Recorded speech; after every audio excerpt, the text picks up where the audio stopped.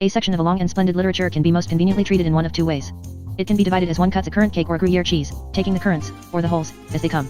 Or it can be divided as one cuts wood along the grain, if one thinks that there is a grain. But the two are never the same, the names never come in the same order in actual time as they come in any serious study of a spirit or a tendency. The critic who wishes to move onward with the life of an epoch, must be always running backwards and forwards among its mere dates, just as a branch bends back and forth continually, yet the grain in the branch runs true like an unbroken river. Mere chronological order, indeed, is almost as arbitrary as alphabetical order. To deal with Darwin, Dickens, Browning, in the sequence of the birthday book would be to forge about as real a chain as the Tacitus, Tolstoy, Tupper of a biographical dictionary. It might lend itself more, perhaps, to accuracy, and it might satisfy that school of critics who hold that every artist should be treated as a solitary craftsman, indifferent to the commonwealth and unconcerned about moral things. To write on that principle in the present case, however, would involve all those delicate difficulties, known to politicians, which beset the public defense of a doctrine which one heartily disbelieves. It is quite needless here to go into the old art for art's sake business, or explain at length why individual artists cannot be reviewed without reference to their traditions and creeds. It is enough to say that with other creeds they would have been, for literary purposes, other individuals. Their views do not, of course, make the brains in their heads any more than the ink in their pens. But it is equally evident that mere brain power, without attributes or aims, a wheel revolving in the void, would be a subject about as entertaining as ink. The moment we differentiate the minds, we must differentiate by doctrines and moral sentiments. A mere sympathy for democratic merrymaking and mourning will not make a man a writer like Dickens. But without that sympathy Dickens would not be a writer like Dickens, and probably not a writer at all. A mere conviction that Catholic thought is the clearest as well as the best disciplined, will not make a man a writer like Newman. But without that conviction Newman would not be a writer like Newman, and probably not a writer at all. It is useless for the aesthete, or any other anarchist, to urge the isolated individuality of the artist, apart from his attitude to his age. His attitude to his age is his individuality. Men are never individual when alone. It only remains for me, therefore, to take the more delicate and entangled task, and deal with the great Victorians, not only by dates and names, but rather by schools and streams of thought. It is a task for which I feel myself wholly incompetent, but as that applies to every other literary enterprise I ever went in for, the sensation is not wholly novel, indeed, it is rather reassuring than otherwise to realize that I am now doing something that nobody could do properly. The chief peril of the process, however, will be an inevitable tendency to make the spiritual landscape too large for the figures. I must ask for indulgence if such criticism traces too far back into politics or ethics, the roots of which great books were the blossoms, makes utilitarianism more important than liberty, or talks more of the Oxford movement than of the Christian year. I can only answer in the very temper of the age of which I write, for I also was born a Victorian, and sympathize not a little with the serious Victorian spirit. I can only answer, I shall not make religion more important than it was to Keble, or politics more sacred than they were to Mill. Chapter I. The Victorian Compromise and its enemies. The previous literary life of this country had left vigorous many old forces in the Victorian time, as in our time. Roman Britain and medieval England are still not only alive but lively, for real development is not leaving things behind, as on a road, but drawing life from them, as from a route. Even when we improve we never progress. For progress, the metaphor from the road, implies a man leaving his home behind him, but improvement means a man exalting the towers or extending the gardens of his home. The ancient English literature was like all the several literatures of Christendom, alike in its likeness, alike in its very unlikeness. Like all European cultures, it was European. Like all European cultures, it was something more than European. A most marked and unmanageable national temperament is plain in Chaucer and the ballads of Robin Hood, in spite of deep and sometimes disastrous changes of national policy. That note is still unmistakable in Shakespeare, in Johnson and his friends, in Cobbett, in Dickens. It is vain to dream of defining such vivid things. A national soul is as indefinable as a smell, and as unmistakable. I remember a friend who tried impatiently to explain the word mistletoe to a German, and cried at last, despairing, "Well, you know holly mistletoe's the opposite." I do not commend this logical method in the comparison of plants or nations. But if he had said to the Teuton, "Well, you know Germany England's the opposite," the definition, though fallacious, would not have been wholly false. England, like all Christian countries, absorbed valuable elements from the forests and the rude romanticism of the north, but, like all Christian countries, it drank its longest literary draughts from the classic fountains of the ancients, nor was this, as is so often loosely thought, a matter of the mere Renaissance. The English tongue and talent of speech did not merely flower suddenly into the gargantuan polysyllables of the great Elizabethans, it had always been full of the popular Latin of the Middle Ages. But whatever balance of blood and racial idiom one allows, it is really true that the only suggestion that gets near the Englishman is to hint how far he is from the German. The Germans, like the Welsh, can sing perfectly serious songs perfectly seriously in chorus, can with clear eyes and clear voices join together in words of innocent and beautiful personal passion, for a false maiden or a dead child. The nearest one can get to defining the poetic temper of Englishmen is to say that they couldn't do this even for beer. They can sing in chorus, and louder than other Christians, but they must have in their songs something, I know not what, that is at once shamefaced and rowdy. If the matter be emotional, it must somehow be also broad, common, and comic, as Whopping Old Stairs and Sally in Our Alley. If it be patriotic, it must somehow be openly bombastic and, as it were, indefensible, like Rule Britannia or like that superb song, I never knew its name, if it has one, that records the number of leagues from Ushant to the Scilly Isles. Also there is a tender love lyric called Otari Trousers which is even more English than the heart of the Midsummer Night's Dream. But our greatest bards and sages have often shown a tendency to rant it and roar it like true British sailors, to employ an extravagance that is half conscious and therefore half humorous. Compare, for example, the rants of Shakespeare with the rants of Victor Hugo. A piece of Hugo's eloquence is either a serious triumph or a serious collapse, one feels the poet is offended at a smile. But Shakespeare seems rather proud of talking nonsense. I never can read that rousing and mounting description of the storm, where it comes to who take the ruffian billows by the top, curling their monstrous heads, and hanging them, with deafening clamor in the slippery clouds, without seeing an immense balloon rising from the ground, with Shakespeare grinning over the edge of the car, and saying, "You can't stop me, I am above reason now." That is the nearest we can get to the general national spirit, which we have now to follow through one brief and curious but very national episode. 3 years before the young queen was crowned, William Cobbett was buried at Farnham. It may seem strange to begin with this great neglected name, rather than the old age of Wordsworth or the young death of Shelley. But to anyone who feels literature as human, the empty chair of Cobbett is more solemn and significant than the throne. With him died the sword of democracy that was a return to nature, and which only poets and mobs can understand. After him radicalism is urban and Toryism suburban. Going through green Warwickshire, Cobbett might have thought of the crops and Shelley of the clouds. But Shelley would have called Birmingham what Cobbett called it, a hellhole. Cobbett was one with after liberals in the ideal of man under an equal law, a citizen of no mean city. He differed from after liberals in strongly affirming that Liverpool and Leeds are mean cities. It is no idle Hibernianism to say that towards the end of the 18th century the most important event in English history happened in France. It would seem still more perverse, yet it would be still more precise, to say that the most important event in English history was the event that never happened at all, the English Revolution on the lines of the French Revolution. Its failure was not due to any lack of fervor or even ferocity in those who would have brought it about. From the time when the first shout went up for Wilkes to the time when the last Luddite fires were quenched in a cold rain of rationalism, the spirit of Cobbett, of rural republicanism, of English and patriotic democracy, burned like a beacon. The revolution failed because it was foiled by another revolution, an aristocratic revolution, a victory of the rich over the poor. It was about this time that the common lands were finally enclosed, that the more cruel game laws were first established, that England became finally a land of landlords instead of common landowners. I will not call it a Tory reaction, for much of the worst of it, especially of the land grabbing, was done by Whigs, but we may certainly call it anti-Jacobin. Now this fact, though political, is not only relevant but essential to everything that concerned literature. The upshot was that though England was full of the revolutionary ideas, nevertheless there was no revolution. And the effect of this in turn was that from the middle of the 18th century to the middle of the 19th the spirit of revolt in England took a wholly literary form. In France it was what people did that was wild and elemental, in England it was what people wrote. It is a quaint comment on the notion that the English are practical and the French merely visionary, that we were rebels in arts while they were rebels in arms. It has been well and wittily said, as illustrating the mildness of English and the violence of French developments, that the same gospel of Rousseau which in France produced the terror, in England produced Sandford and Merton. But people forget that in literature the English were by no means restrained by Mr. Barlow, and that if we turn from politics to art, we shall find the two parts peculiarly reversed. It would be equally true to say that the same 18th century emancipation which in France produced the pictures of David, in England produced the pictures of Blake. There never were, I think, men who gave to the imagination so much of the sense of having broken out into the very borderlands of being, as did the great English poets of the Romantic or Revolutionary period, than Coleridge in the secret sunlight of the Antarctic, where the waters were like witches' oils, than Keats looking out of those extreme mysterious casements upon that ultimate sea. The heroes and criminals of the great French crisis would have been quite as incapable of such imaginative independence as Keats and Coleridge would have been incapable of winning the Battle of Wadignies. In Paris the tree of liberty was a garden tree, clipped very correctly, and Robespierre used the razor more regularly than the guillotine. Danton, who knew and admired English literature, would have cursed freely over Kublai-Khan, and if the Committee of Public Safety had not already executed Shelley as an aristocrat, they would certainly have locked him up for a madman. Even Hebert, the one really vile revolutionist, had he been reproached by English poets with worshipping the goddess of reason, might legitimately have retorted that it was rather the goddess of unreason that they set up to be worshipped. Verbally considered, Carlyle's French Revolution was more revolutionary than the real French Revolution, and if Carrier, in an exaggerated phrase, empurpled the lawyer with carnage, Turner almost literally set the Thames on fire. This trend of the English Romantics to carry out the revolutionary idea not savagely in works, but very wildly indeed in words, had several results, the most important of which was this. It started English literature after the Revolution with a sort of bent towards independence and eccentricity, which in the brighter wits became individuality, and in the duller ones, individualism. English Romantics, English liberals, were not public men making a republic, but poets, each seeing a vision. The lonelier version of liberty was a sort of aristocratic anarchism in Byron and Shelley, but though in Victorian times it faded into much milder prejudices and much more bourgeois crotchets, England retained from that twist a certain odd separation and privacy. England became much more of an island than she had ever been before. There fell from her about this time, not only the understanding of France or Germany, but to her own long and yet lingering disaster, the understanding of Ireland. She had not joined in the attempt to create European democracy, nor did she, save in the first blow of Waterloo, join in the counter-attempt to destroy it. The life in her literature was still, to a large extent, the romantic liberalism of Rousseau, the free and humane truisms that had refreshed the other nations, the return to nature and to natural rights. But that which in Rousseau was a creed, became in Hazlitt a taste and in Lamb little more than a whim. These latter in their like form a group at the beginning of the 19th century of those we may call the eccentrics. They gather round Coleridge and his decaying dreams or linger in the tracks of Keats and Shelley and Godwin, Lamb with his bibliomania and creed of pure caprice, the most unique of all geniuses, Leigh Hunt with his bohemian impecuniosity, Landor with his tempestuous temper, throwing plates on the floor, Hazlitt with his bitterness and his low love affair, even that healthier and happier bohemian, Peacock. With these, in one sense at least, goes De Quincey. He was, unlike most of these embers of the revolutionary age in letters, a Tory, and was attached to the political army which is best represented in letters by the virile laughter and leisure of Wilson's Knox Ambrosiani. But he had nothing in common with that environment. It remained for some time as a Tory tradition, which balanced the cold and brilliant aristocracy of the Whigs. It lived on the legend of Trafalgar, the sense that insularity was independence, the sense that anomalies are as jolly as family jokes, the general sense that old salts are the salt of the earth. It still lives in some old songs about Nelson or Waterloo, which are vastly more pompous and vastly more sincere than the cockney cocksureness of later jingle lyrics. But it is hard to connect De Quincey with it, or, indeed, with anything else.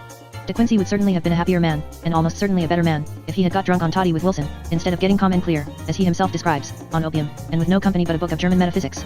But he would hardly have revealed those wonderful vistas and perspectives of prose, which permit one to call him the first and most powerful of the decadents, those sentences that lengthen out like nightmare corridors, or rise higher and higher like impossible eastern pagodas. He was a morbid fellow, and far less moral than Burns, for when Burns confessed excess he did not defend it. But he has cast a gigantic shadow on our literature, and was as certainly a genius as Poe. Also he had humor, which Poe had not. And if anyone still smarting from the pinpricks of Wilde or Whistler, wants to convict them of plagiarism in their art for art epigrams, he will find most of what they said better in Murder as one of the fine arts. One great man remains of this elder group, who did their last work only under Victoria. He knew most of the members of it, yet he did not belong to it in any corporate sense. He was a poor man and an invalid, with Scotch blood and a strong, though perhaps only inherited, quarrel with the old Calvinism, by name Thomas Hood. Poverty and illness forced him to the toils of an incessant jester, and the revolt against gloomy religion made him turn his wit, whenever he could, in the direction of a defense of happier and humaner views. In the long great roll that includes Homer and Shakespeare, he was the last great man who really employed the pun. His puns were not all good, nor were Shakespeare's, but the best of them were a strong and fresh form of art. The pun is said to be a thing of two meanings, but with Hood there were three meanings, for there was also the abstract truth that would have been there with no pun at all. The pun of Hood is underrated, like the wit of Voltaire, by those who forget that the words of Voltaire were not pins, but swords. In Hood at his best the verbal neatness only gives to the satire or the scorn a ring of finality such as is given by rhyme. For rhyme does go with reason, since the aim of both is to bring things to an end. The tragic necessity of puns taught and hardened Hood's genius, so that there is always a sort of shadow of that sharpness across all his serious poems, falling like the shadow of a sword. Sewing at once with a double thread a shroud as well as a shirt, we thought her dying when she slept, and sleeping when she died. Oh God, that bread should be so dear and flesh and blood so cheap. None can fail to note in these a certain fighting discipline of phrase, a compactness and point which was well trained in lines like a cannonball took off his legs, so he laid down his arms. In France he would have been a great epigrammatist, like Hugo. In England he is a punster. There was nothing, at least in this group I have loosely called the eccentrics, that disturbs the general sense that all their generation was part of the sunset of the great revolutionary poets. This fading glamour affected England in a sentimental and, to some extent, a snobbish direction, making men feel that great lords with long curls and whiskers were naturally the wits that led the world. But it affected England also negatively and by reaction, for it associated such men as Byron with superiority, but not with success. The English middle classes were led to distrust poetry almost as much as they admired it. They could not believe that either vision at the one end or violence at the other could ever be practical. They were deaf to that great warning of Hugo, you say the poet is in the clouds, but so is the thunderbolt. Ideals exhausted themselves in the void. Victorian England, very unwisely, would have no more to do with idealists in politics. And this, chiefly, because there had been about these great poets a young and splendid sterility, since the pantheist Shelley was in fact washed under by the wave of the world, or Byron sank in death as he drew the sword for Hellas. The chief turn of 19th century England was taken about the time when a footman at Holland House opened a door and announced Mr. Macaulay. Macaulay's literary popularity was representative and it was deserved, but his presence among the great Whig families marks an epoch. He was the son of one of the first friends of the Negro, whose honest industry and philanthropy were darkened by a religion of somber smugness, which almost makes one fancy they loved the Negro for his color, and would have turned away from red or yellow men as needlessly gaudy. But his wit and his politics, combined with that dropping of the Puritan tenets but retention of the Puritan tone which marked his class and generation, lifted him into a sphere which was utterly opposite to that from which he came. This Whig world was exclusive, but it was not narrow. It was very difficult for an outsider to get into it, but if he did get into it he was in a much freer atmosphere than any other in England. Of those aristocrats, the old guard of the 18th century, many denied God, many defended Bonaparte, and nearly all sneered at the royal family. Nor did wealth or birth make any barriers for those once within this singular Whig world. The platform was high, but it was level. Moreover, the upstart nowadays pushes himself by wealth, but the Whigs could choose their upstarts.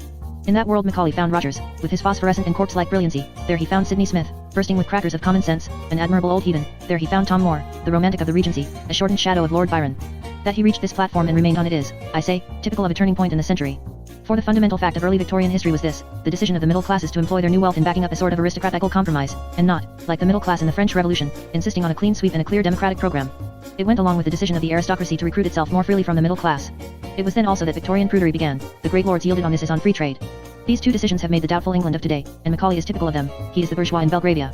The alliance is marked by his great speeches for Lord Grey's Reform Bill. It is marked even more significantly in his speech against the Chartists. Cobbett was dead. Macaulay makes the foundation of the Victorian Age in all its very English and unique elements, its praise of Puritan politics and abandonment of Puritan theology, its belief in a cautious but perpetual patching up of the Constitution, its admiration for industrial wealth. But above all he typifies the two things that really make the Victorian Age itself, the cheapness and narrowness of its conscious formulae, the richness and humanity of its unconscious tradition. There were two Macaulays, a rational Macaulay who was generally wrong, and a romantic Macaulay who was almost invariably right. All that was small in him derives from the dull parliamentarism of men like Sir James Mackintosh, but all that was great in him has much more kinship with the festive antiquarianism of Sir Walter Scott. As a philosopher he had only two thoughts, and neither of them is true. The first was that politics, as an experimental science, must go on improving, along with clocks, pistols or penknives, by the mere accumulation of experiment and variety. He was, indeed, far too strong-minded a man to accept the hazy modern notion that the soul in its highest sense can change. He seems to have held that religion can never get any better and that poetry rather tends to get worse.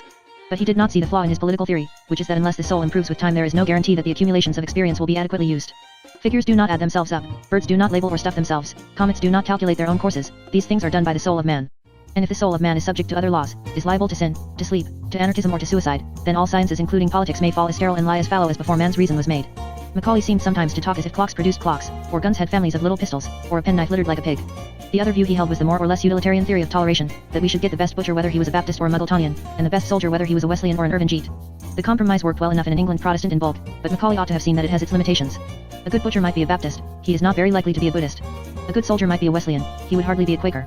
For the rest, Macaulay was concerned to interpret the 17th century in terms of the triumph of the Whigs as champions of public rights, and he upheld this one-sidedly but not malignantly in a style of rounded and ringing sentences, which at its best is like steel and at its worst like tin. Bookmark. This was the small conscious Macaulay. The great unconscious Macaulay was very different.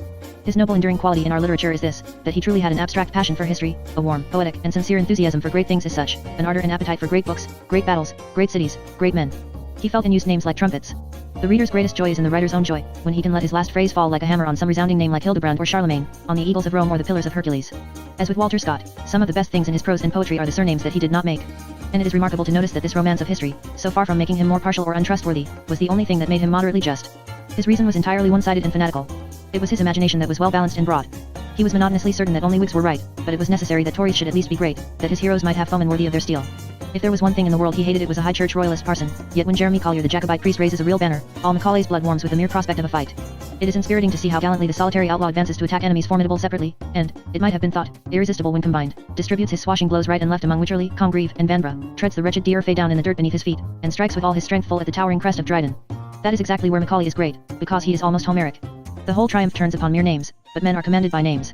So his poem on the Armada is really a good geography book gone mad. One sees the map of England come alive and march and mix under the eye. The chief tragedy in the trend of later literature may be expressed by saying that the smaller Macaulay conquered the larger.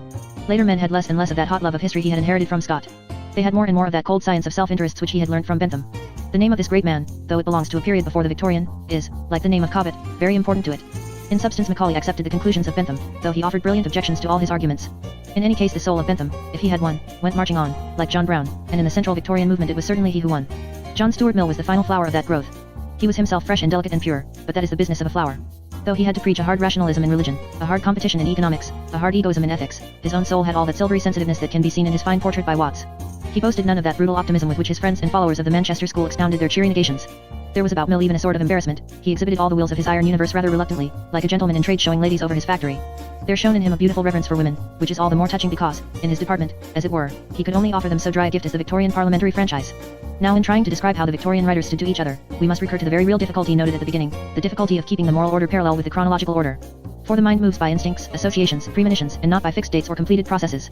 Action and reaction will occur simultaneously, or the cause actually be found after the effect. Errors will be resisted before they have been properly promulgated, notions will be first defined long after they are dead. It is no good getting the almanac to look up moonshine, and most literature in this sense is moonshine. Thus Wordsworth shrank back into Toryism, as it were, from a Shelleyan extreme of pantheism as yet disembodied. Thus Newman took down the iron sword of dogma to parry a blow not yet delivered, that was coming from the club of Darwin. For this reason no one can understand tradition, or even history, who has not some tenderness for anachronism. Now for the great part of the Victorian era the utilitarian tradition which reached its highest in Mill held the center of the field, it was the philosophy in office, so to speak. It sustained its march of codification and inquiry until it had made possible the great victories of Darwin and Huxley and Wallace. If we take Macaulay at the beginning of the epic and Huxley at the end of it, we shall find that they had much in common. They were both square-jawed, simple men, greedy of controversy but scornful of sophistry, dead to mysticism but very much alive to morality, and they were both very much more under the influence of their own admirable rhetoric than they knew. Huxley, especially, was much more a literary than a scientific man. It is amusing to note that when Huxley was charged with being rhetorical, he expressed his horror of plastering the fair face of truth with that pestilent cosmetic, rhetoric, which is itself about as well plastered a piece of rhetoric as Ruskin himself could have managed. The difference that the period had developed can best be seen if we consider this, that while neither was of a spiritual sort, Macaulay took it for granted that common sense required some kind of theology, while Huxley took it for granted that common sense meant having none. Macaulay, it is said, never talked about his religion, but Huxley was always talking about the religion he hadn't got. But though this simple Victorian rationalism held the center, and in a certain sense was the Victorian era, it was assailed on many sides, and had been assailed even before the beginning of that era. The rest of the intellectual history of the time is a series of reactions against it, which come wave after wave. They have succeeded in shaking it, but not in dislodging it from the modern mind. The first of these was the Oxford movement, about it broke when it had let loose the flashing arrow that was Newman. The second reaction was one man, without teachers or pupils, Dickens. The third reaction was a group that tried to create a sort of new romantic Protestantism, to pit against both reason and Rome, Carlyle, Ruskin, Kingsley, Maurice, perhaps Tennyson. Browning also was at once romantic and Puritan, but he belonged to no group, and worked against materialism in a manner entirely his own. Though as a boy he bought eagerly Shelley's revolutionary poems, he did not think of becoming a revolutionary poet. He concentrated on the special souls of men, seeking God in a series of private interviews. Hence Browning, great as he is rather one of the Victorian novelists than wholly of the Victorian poets. From Ruskin, again, descend those who may be called the pre-Raphaelites of prose and poetry. It is really with this rationalism triumphant, and with the romance of these various attacks on it, that the study of Victorian literature begins and proceeds. Bentham was already the prophet of a powerful sect, Macaulay was already the historian of an historic party, before the true Victorian epoch began. The middle classes were emerging in a state of damaged Puritanism. The upper classes were utterly pagan. Their clear and courageous testimony remains in those immortal words of Lord Melbourne, who had led the young queen to the throne and long stood there as her protector. No one has more respect for the Christian religion than I have, but really, when it comes to intruding it into private life, what was pure paganism in the politics of Melbourne became a sort of mystical cynicism in the politics of Disraeli, and is well mirrored in his novels, for he was a man who felt at home in mirrors. With every allowance for aliens and eccentrics and all the accidents that must always eat the edges of any systematic circumference, it may still be said that the utilitarians held the fort. Of the Oxford movement, what remains most strongly in the Victorian epoch centers round the challenge of Newman, its one great literary man. But the movement as a whole had been of great significance in the very genesis and make-up of the society, yet that significance is not quite easy immediately to define. It was certainly not aesthetic ritualism, scarcely one of the Oxford High Churchmen was what we should call a ritualist. It was certainly not a conscious reaching out towards Rome, except on a Roman Catholic theory which might explain all our unrests by that dim desire. It knew little of Europe, it knew nothing of Ireland, to which any merely Roman Catholic revulsion would obviously have turned. In the first instance, I think, the more it is studied, the more it would appear that it was a movement of mere religion as such. It was not so much a taste for Catholic dogma, but simply a hunger for dogma. For dogma means the serious satisfaction of the mind. Dogma does not mean the absence of thought, but the end of thought. It was a revolt against the Victorian spirit in one particular aspect of it, which may roughly be called, in a cozy and domestic Victorian metaphor, having your cake and eating it too. It saw that the solid and serious Victorians were fundamentally frivolous because they were fundamentally inconsistent. A man making the confession of any creed worth 10 minutes intelligent talk, is always a man who gains something and gives up something. So long as he does both he can create, for he is making an outline and a shape. Muhammad created, when he forbade wine but allowed 5 wives, he created a very big thing, which we have still to deal with. The first French Republic created, when it affirmed property and abolished peerages, France still stands like a square, four-sided building which Europe has besieged in vain. The men of the Oxford movement would have been horrified at being compared either with Moslems or Jacobins. But their subconscious thirst was for something that Moslems and Jacobins had and ordinary Anglicans had not, the exalted excitement of consistency. If you were a Moslem you were not a Bacchanal. If you were a Republican you were not a peer.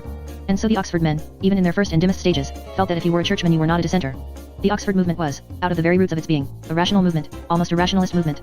In that it differed sharply from the other reactions that shook the utilitarian compromise, the blinding mysticism of Carlyle, the mere manly emotionalism of Dickens. It was an appeal to reason. Reason said that if a Christian had a feast day he must have a fast day too. Otherwise, all days ought to be alike, and this was that very utilitarianism against which their Oxford movement was the first and most rational assault. This idea, even by reason of its reason, narrowed into a sort of sharp spear, of which the spear blade was Newman. It did forget many of the other forces that were fighting on its side. But the movement could boast, first and last, many men who had this eager dogmatic quality: Keble, who spoiled a poem in order to recognize a doctrine; Faber, who told the rich, almost with taunts, that God sent the poor as eagles to strip them; Froude, who with Newman announced his return in the arrogant motto of Achilles. But the greater part of all this happened before what is properly our period, and in that period Newman, and perhaps Newman alone, is the expression and summary of the whole school. It was certainly in the Victorian Age, and after his passage to Rome, that Newman claimed his complete right to be in any book on modern English literature. This is no place for estimating his theology, but one point about it does clearly emerge. Whatever else is right, the theory that Newman went over to Rome to find peace and an end of argument, is quite unquestionably wrong. He had far more quarrels after he had gone over to Rome. But, though he had far more quarrels, he had far fewer compromises, and he was of that temper which is tortured more by compromise than by quarrel. He was a man at once of abnormal energy and abnormal sensibility. Nobody without that combination could have written the Apologia. If he sometimes seemed to skin his enemies alive, it was because he himself lacked a skin. In this sense his Apologia is a triumph far beyond the ephemeral charge on which it was founded. In this sense he does indeed, to use his own expression, vanquish not his accuser but his judges. Many men would shrink from recording all their cold fits and hesitations and prolonged inconsistencies. I am sure it was the breath of life to Newman to confess them, now that he had done with them forever. His lectures on the present position of English Catholics, practically preached against a raging mob, rise not only higher but happier, as his instant unpopularity increases. There is something grander than humor, there is fun, in the very first lecture about the British Constitution as explained to a meeting of Russians. But always his triumphs are the triumphs of a highly sensitive man. A man must feel insults before he can so insultingly and splendidly avenge them. He is a naked man, who carries a naked sword. The quality of his literary style is so successful that it succeeds in escaping definition. The quality of his logic is that of a long but passionate patience, which waits until he has fixed all corners of an iron trap. But the quality of his moral comment on the age remains what I have said, a protest of the rationality of religion as against the increasing irrationality of mere Victorian comfort and compromise. So far as the present purpose is concerned, his protest died with him. He left few imitators and, it may easily be conceived, no successful imitators. The suggestion of him lingers on in the exquisite Elizabethan perversity of Coventry Patmore, and has later flamed out from the shy volcano of Francis Thompson. Otherwise, as we shall see in the parallel case of Ruskin's socialism, he has no followers in his own age, but very many in ours. The next group of reactionaries or romantics or whatever we elect to call them, gathers roughly around one great name. Scotland, from which had come so many of those harsh economists who made the first radical philosophies of the Victorian Age, was destined also to fling forth, I had almost said to spit forth, their fiercest and most extraordinary enemy. The two primary things in Thomas Carlyle were his early Scotch education and his later German culture. The first was in almost all respects his strength, the latter in some respects his weakness.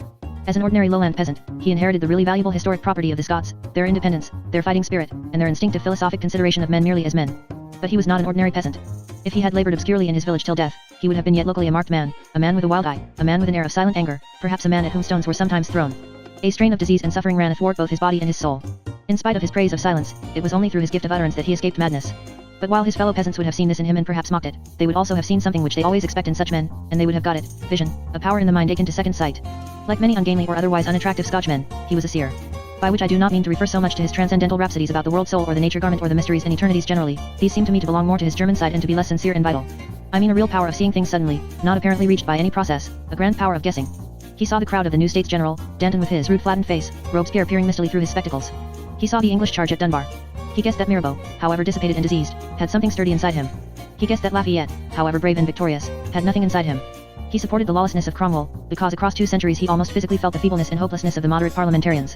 He said a word of sympathy for the universally vituperated Jacobins of the Mountain, because through thick veils of national prejudice and misrepresentation, he felt the impossibility of the Gironde.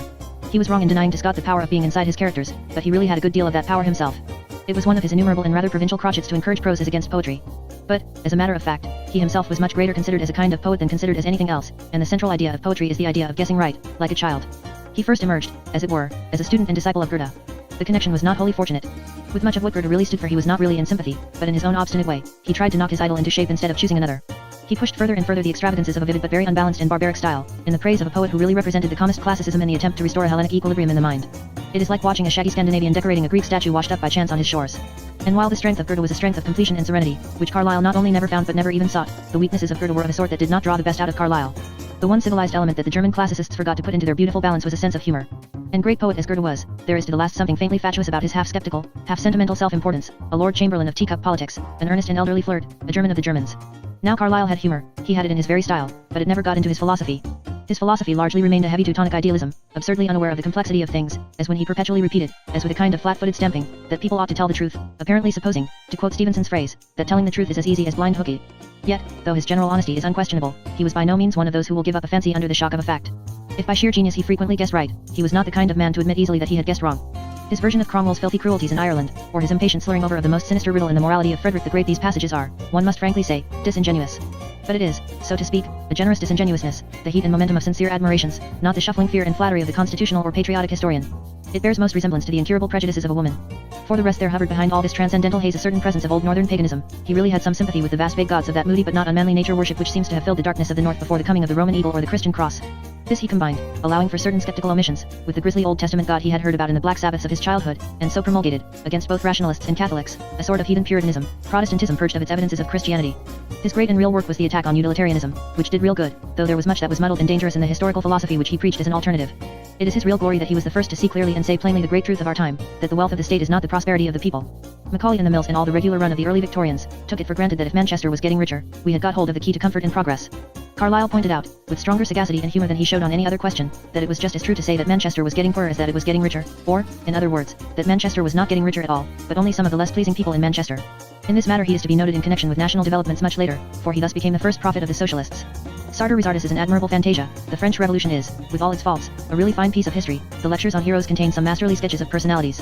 But I think it is in past and present, and the essay on Chartism, that Carlyle achieves the work he was chosen by gods and men to achieve, which possibly might not have been achieved by a happier or more healthy-minded man. He never rose to more deadly irony than in such macabre descriptions as that of the poor woman proving her sisterhood with the rich by giving them all typhoid fever, or that perfect piece of badinage about overproduction of shirts, in which he imagines the aristocrats claiming to be quite clear of this offense. Will you bandy accusations? Will you accuse us of overproduction? We take the heavens and the earth to witness that we have produced nothing at all. He that accuses us of producing, let him show himself.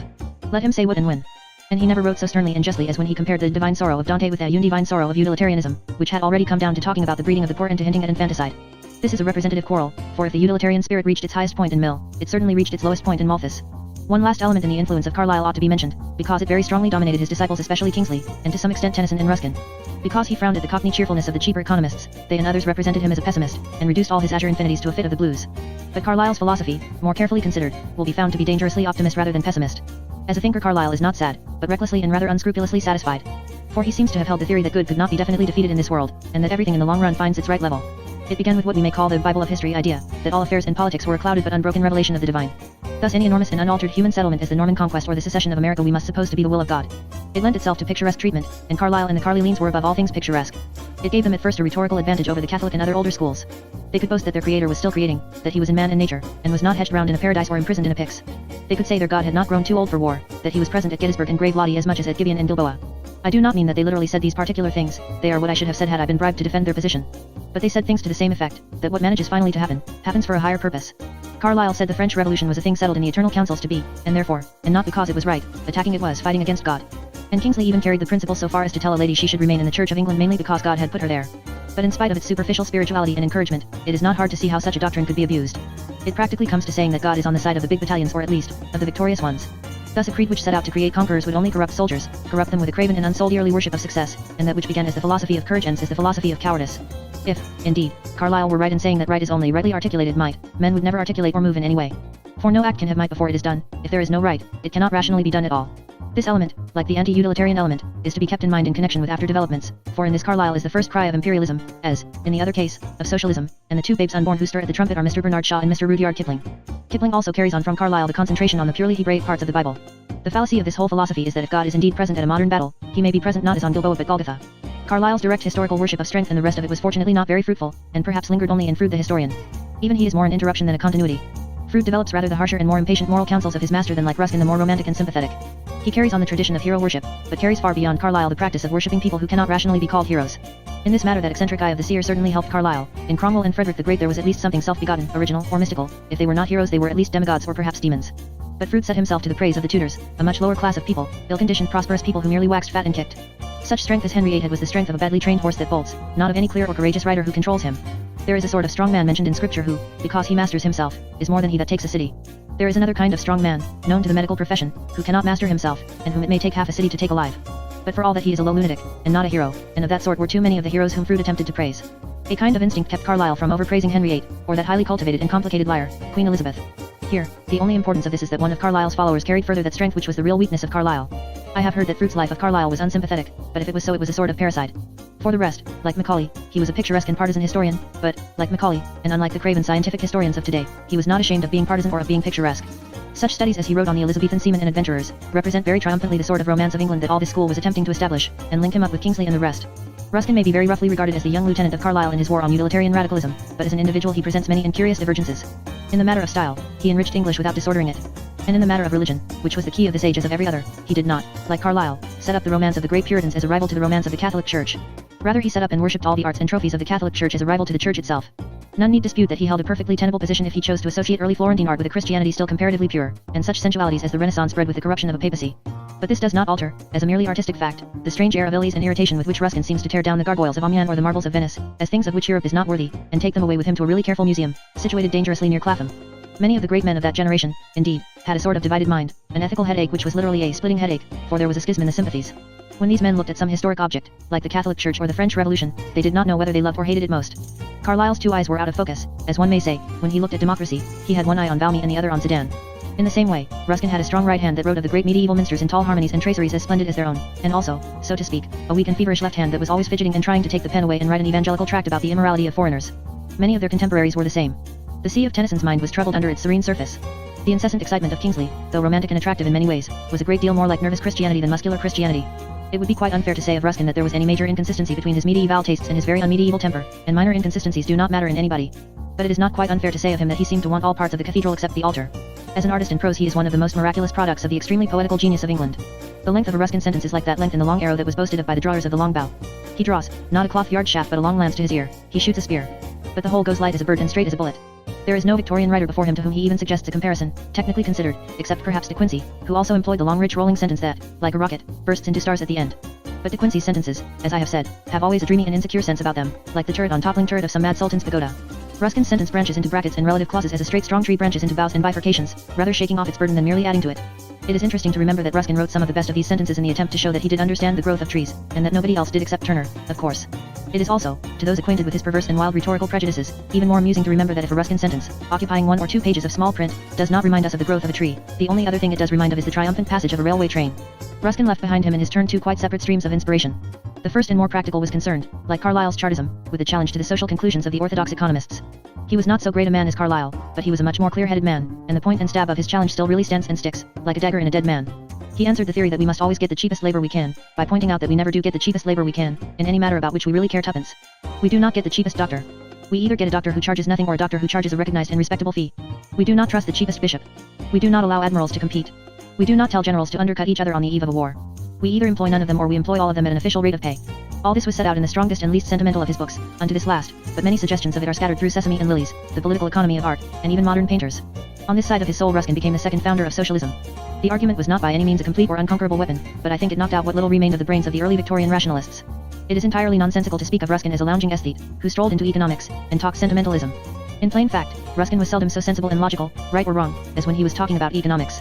He constantly talked the most glorious nonsense about landscape and natural history, which it was his business to understand. Within his own limits, he talked the most cold common sense about political economy, which was no business of his at all. On the other side of his literary soul, his mere unwrapping of the wealth and wonder of European art, he set going another influence, earlier and bigger than his influence on socialism. He represented what was at first the pre-Raphaelite school in painting, but afterwards a much larger and looser pre-Raphaelite school in poetry and prose. The word looser will not be found unfair if we remember how Swinburne and all the wildest friends of the Rossettis carried this movement forward. They used the medieval imagery to blaspheme the medieval religion. Ruskin's dark and doubtful decision to accept Catholic art but not Catholic ethics had borne rapid or even flagrant fruit by the time that Swinburne, writing about a harlot, composed a learned and sympathetic and indecent parody on the litany of the Blessed Virgin. With the poet's ideal in another part of this book, but the influence of Ruskin's great prose touching art criticism can best be expressed in the name of the next great prose writer on such subjects. That name is Walter Pater, and the name is the full measure of the extent to which Ruskin's vague but vast influence had escaped from his hands. Pater eventually joined the Church of Rome, which would not have pleased Ruskin at all, but it is surely fair to say of the mass of his work that its moral tone is neither Puritan nor Catholic, but strictly and splendidly pagan. In Pater we have Ruskin without the Praejudices, that is, without the funny parts. I may be wrong, but I cannot recall at this moment a single passage in which Pater's style takes a holiday or in which his wisdom plays the fool. Newman and Ruskin were as careful and graceful stylists as he. Newman and Ruskin were as serious, elaborate, and even academic thinkers as he. But Ruskin let himself go about railways. Newman let himself go about Kingsley. Pater cannot let himself go for the excellent reason that he wants to stay at the point where all the keenest emotions meet, as he explains in the splendid peroration of the Renaissance. The only objection to being where all the keenest emotions meet is that you feel none of them. In this sense Pater may well stand for a substantial summary of the aesthetes, apart from the purely poetical merits of men like Rossetti and Swinburne. Like Swinburne and others, he first attempted to use medieval tradition without trusting it. These people wanted to see paganism through Christianity, because it involved the incidental amusement of seeing through Christianity itself. They not only tried to be in all ages at once, which is a very reasonable ambition, though not often realized, but they wanted to be on all sides at once, which is nonsense. Swinburne tries to question the philosophy of Christianity in the meters of A Christmas Carol, and Dante Rossetti tries to write as if he were Christine Rossetti. Certainly the almost successful summit of all this attempt is Pater's superb passage on the Mona Lisa, in which he seeks to make her at once a mystery of good and a mystery of evil. The philosophy is false, even evidently false, for it bears no fruit today. There never was a woman, not Eve herself in the instant of temptation, who could smile the same smile as the mother of Helen and the mother of Mary. But it is the high water mark of that vast attempt at an impartiality reached through art, and no other mere artist ever rose so high again. Apart from this Ruskinian offshoot through pre-Raphaelitism into what was called aestheticism, the remains of the inspiration of Carlyle fill a very large part in the Victorian life, but not strictly so large a part in the Victorian literature. Charles Kingsley was a great publicist, a popular preacher, a popular novelist, and, in 2 cases at least, a very good novelist. His Water Babies is really a breezy and roaring freak, like a holiday at the seaside, a holiday where one talks natural history without taking it seriously. Some of the songs in this and other of his works are very real songs, notably, When All the World is Young, Lad, which comes very near to being the only true defense of marriage in the controversies of the 19th century. But when all this is allowed, no one will seriously rank Kingsley, in the really literary sense, on the level of Carlyle or Ruskin, Tennyson or Browning, Dickens or Thackeray, and if such a place cannot be given to him, it can be given even less to his lusty and pleasant friend, Tom Hughes, whose personality floats towards the frankness of the boy's own paper, or to his deep, suggestive metaphysical friend Maurice, who floats rather towards the Hibbert Journal.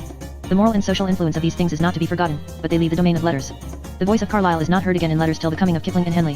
One other name of great importance should appear here, because it cannot appear very appropriately anywhere else. The man hardly belonged to the same school as Ruskin and Carlyle, but fought many of their battles, and was even more concentrated on their main task, the task of convicting liberal bourgeois England of priggishness and provinciality. I mean, of course, Matthew Arnold. Against Mill's liberty and Carlyle's strength and Ruskin's nature, he set up a new presence and entity which he called culture, the disinterested play of the mind through the sifting of the best books and authorities.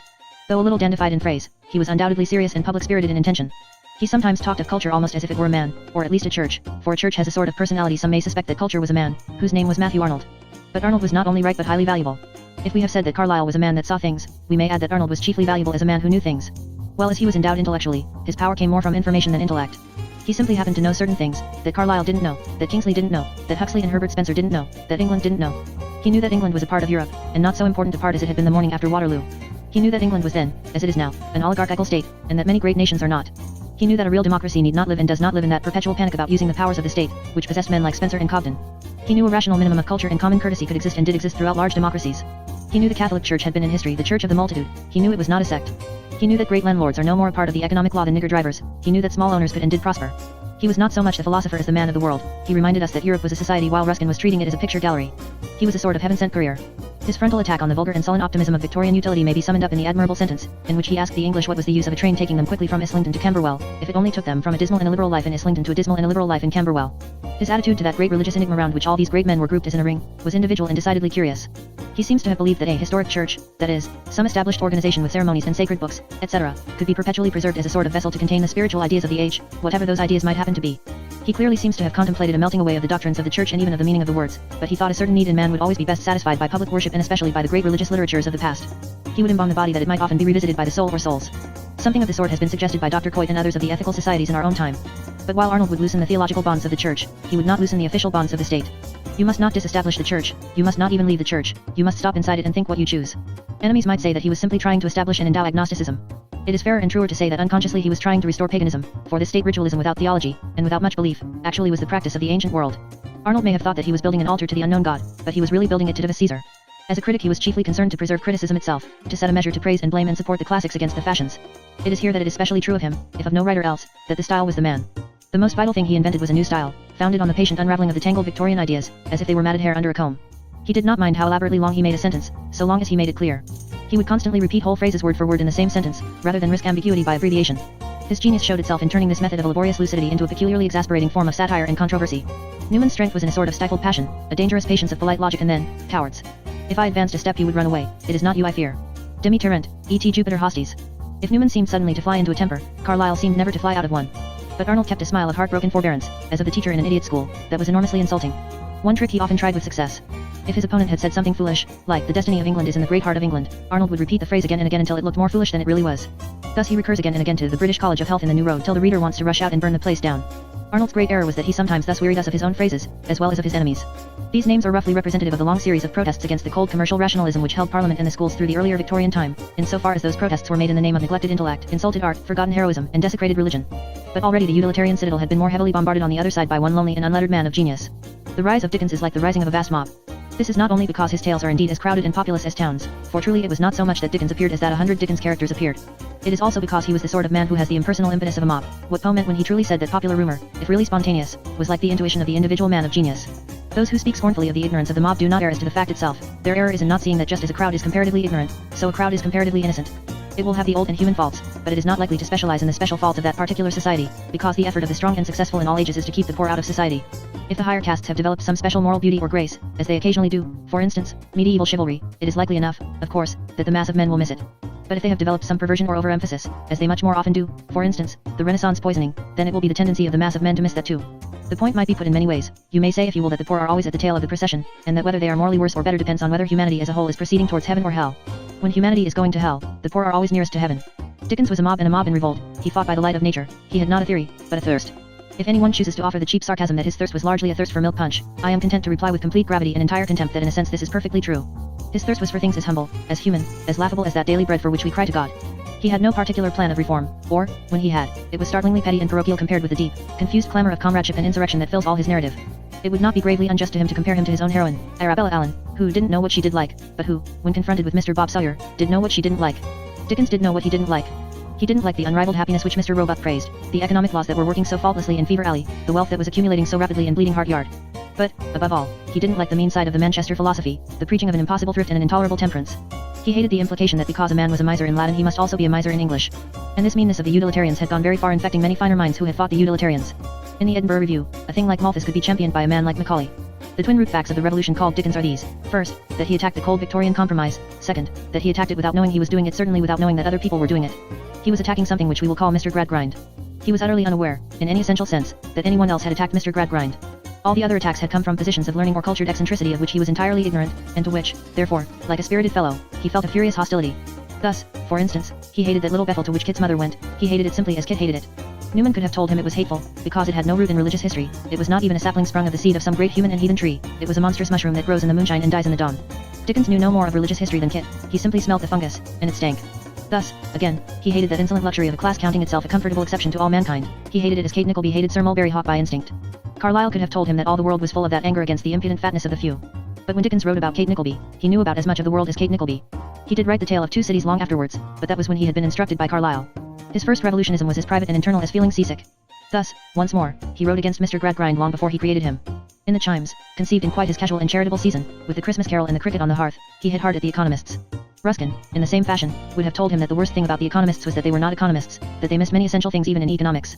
But Dickens did not know whether they were economists or not, he only knew that they wanted hitting. Thus, to take a last case out of many, Dickens traveled in a French railway train, and noticed that this eccentric nation provided him with wine that he could drink and sandwiches he could eat, and manners he could tolerate. And remembering the ghastly sawdust-eating waiting rooms of the North English railways, he wrote that rich chapter in Mugby Junction. Matthew Arnold could have told him that this was but a part of the general thinning down of European civilization in these islands at the edge of it, that for 2,000 or 3,000 years the Latin society has learned how to drink wine, and how not to drink too much of it. Dickens did not in the least understand the Latin society, but he did understand the wine. If, to prolong an idle but not entirely false metaphor, we have called Carlyle a man who saw and Arnold a man who knew, we might truly call Dickens a man who tasted, that is, a man who really felt. In spite of all the silly talk about his vulgarity, he really had, in the strict and serious sense, good taste. All real good taste is gusto, the power of appreciating the presence or the absence of a particular and positive pleasure. He had no learning, he was not misled by the label on the bottle, for that is what learning largely meant in his time. He opened his mouth and shut his eyes and saw what the age of reason would give him. And, having tasted it, he spat it out. I am constrained to consider Dickens here among the fighters, though I ought, on the pure principles of art, to be considering him in the chapter which I have allotted to the storytellers.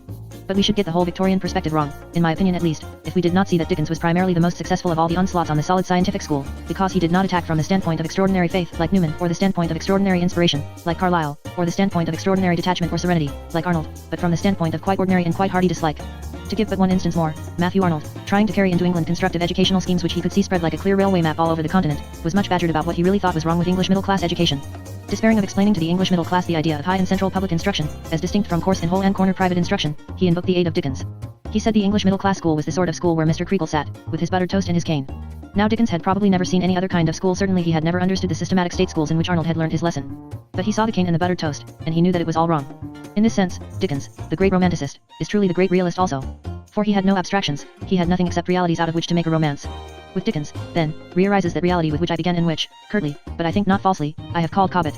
In dealing with fiction as such, I shall have occasion to say wherein Dickens is weaker and stronger than that England of the 18th century. Here it is sufficient to say that he represents the return of Cobbett in this vital sense, that he is proud of being the ordinary man.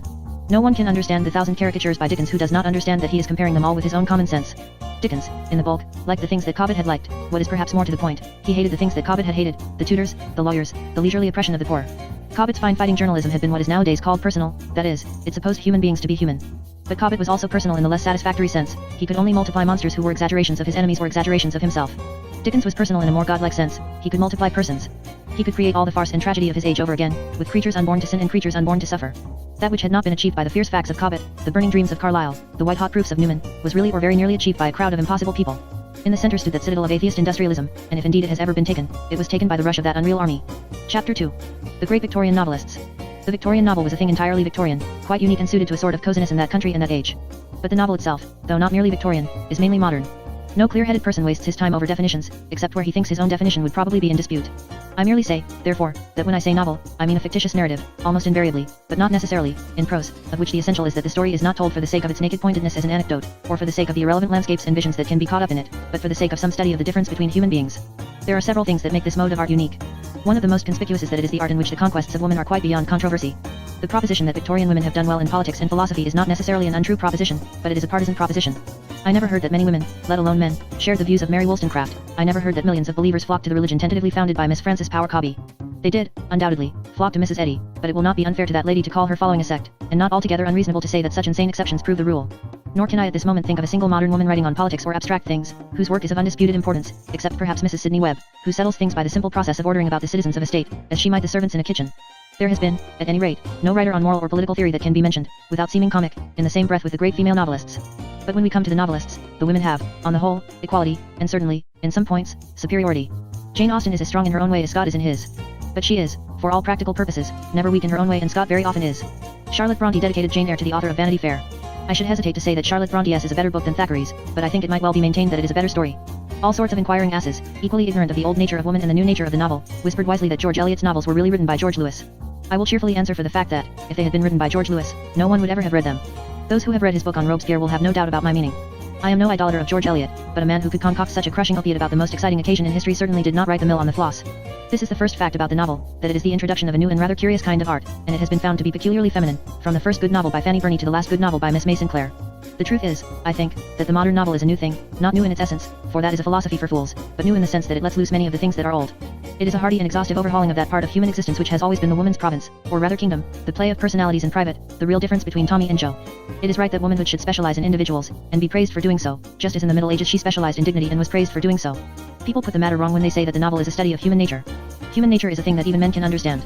Human nature is born of the pain of a woman, human nature plays at peep-bow when it is 2 and at cricket when it is 12, human nature earns its living and desires the other sex and dies. What the novel deals with is what women have to deal with, the differentiations, the twists and turns of this eternal river. The key of this new form of art, which we call fiction, is sympathy. And sympathy does not mean so much feeling with all who feel, but rather suffering with all who suffer. And it was inevitable, under such an inspiration, that more attention should be given to the awkward corners of life than to its even flow.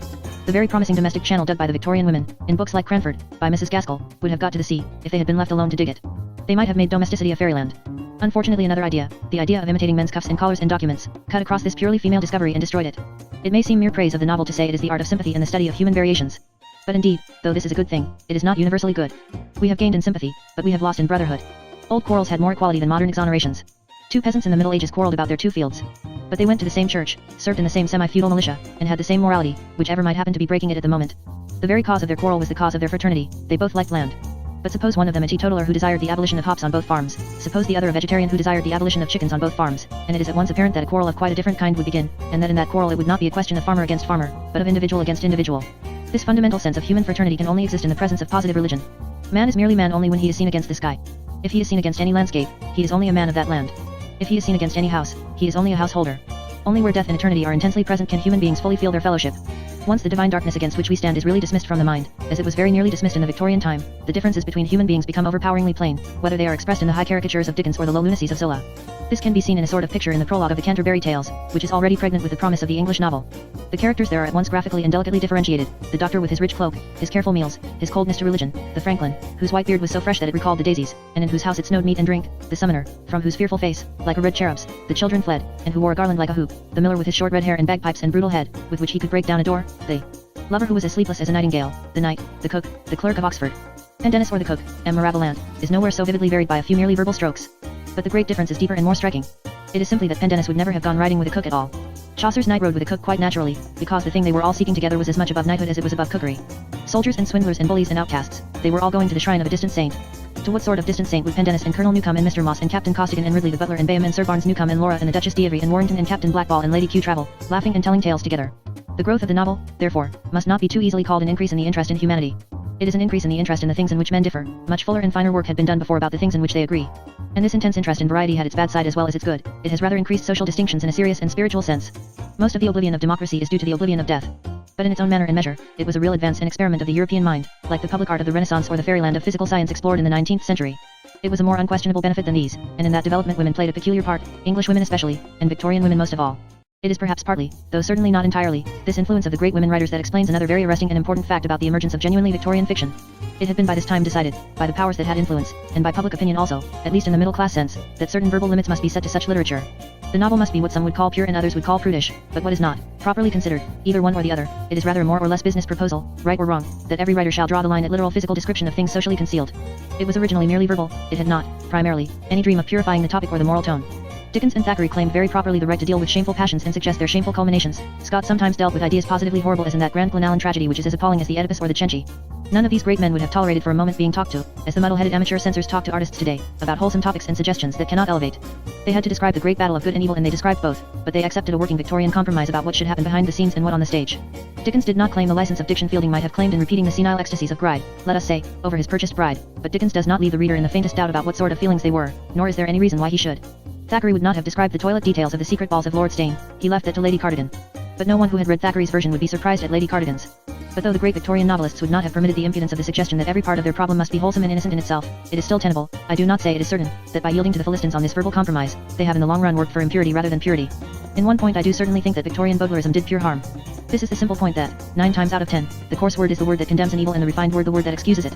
A common evasion, for instance, substitutes for the word that brands self-sale as the essential sin, a word which weakly suggests that it is no more wicked than walking down the street. The great peril of such soft mystifications is that extreme evils, they that are abnormal even by the standard of evil, have a very long start. Where ordinary wrong is made unintelligible, extraordinary wrong can count on remaining more unintelligible still, especially among those who live in such an atmosphere of long words.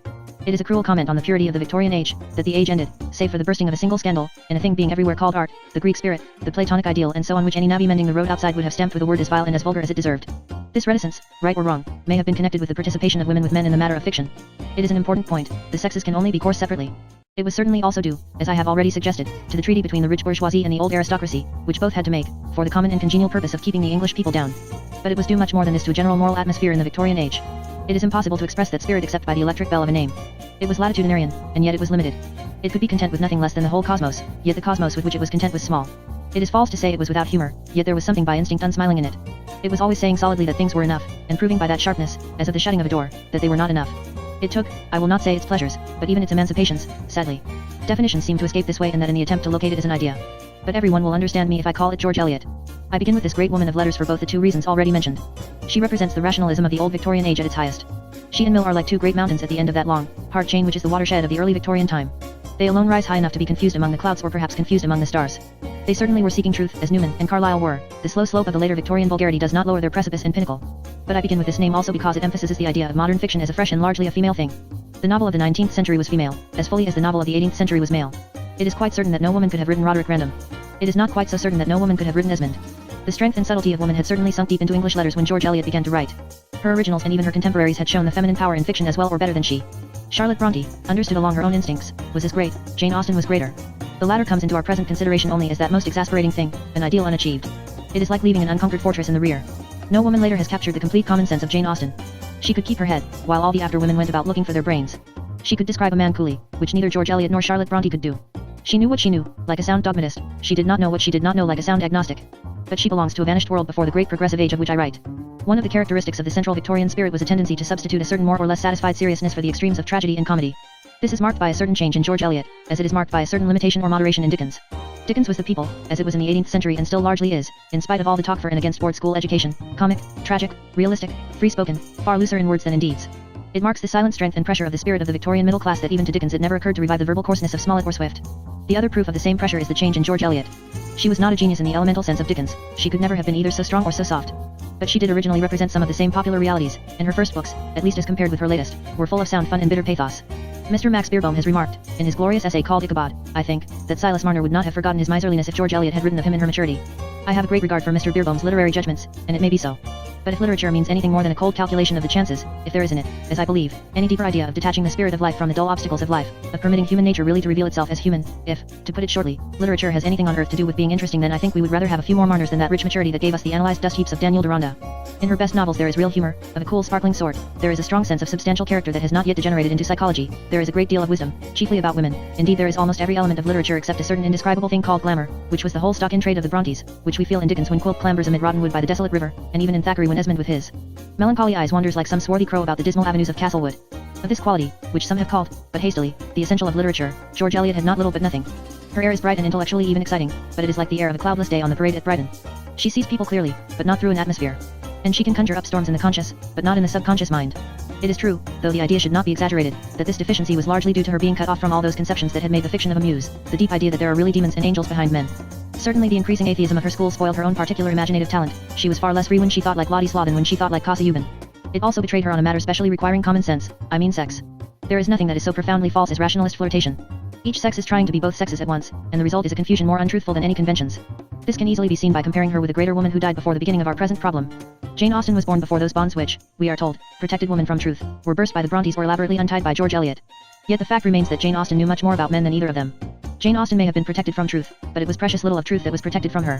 When Darcy, in finally confessing his faults, says, I have been a selfish being all my life, in practice though not in theory, he gets nearer to a complete confession of the intelligent male than ever was even hinted by the Byronic lapses of the Brontes heroes or the elaborate exculpations of George Eliot's. Jane Austen, of course, covered an infinitely smaller field than any of her later rivals, but I have always believed in the victory of small nationalities.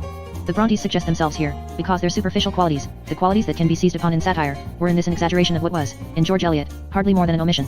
There was perhaps a time when Mr. Rochester was more widely known than Mr. Rochester. And certainly Mr. Rochester, to adopt the diction of that other eminent country gentleman, Mr. Darcy, was simply individualistic not only in practice, but in theory. Now anyone may be so in practice, but a man who is simply individualistic in theory must merely be an ass. Undoubtedly the Brontes exposed themselves to some misunderstanding by thus perpetually making the masculine creature much more masculine than he wants to be. Thackeray, a man of strong though sleepy virility, asked in his exquisite plaintive way, why do our lady novelists make the men bully the women? It is, I think, unquestionably true that the Brontes treated the male as an almost anarchic thing coming in from outside nature, much as people on this planet regard a comet. Even the really delicate and sustained comedy of Paul Emanuel is not quite free from this air of studying something alien. The reply may be made that the women in men's novels are equally fallacious. The reply is probably just. What the Brontes really brought into fiction was exactly what Carlyle brought into history, the blast of the mysticism of the North. They were of Irish blood settled on the windy heights of Yorkshire, in that country where Catholicism lingered latest, but in a superstitious form, where modern industrialism came earliest and was more superstitious still.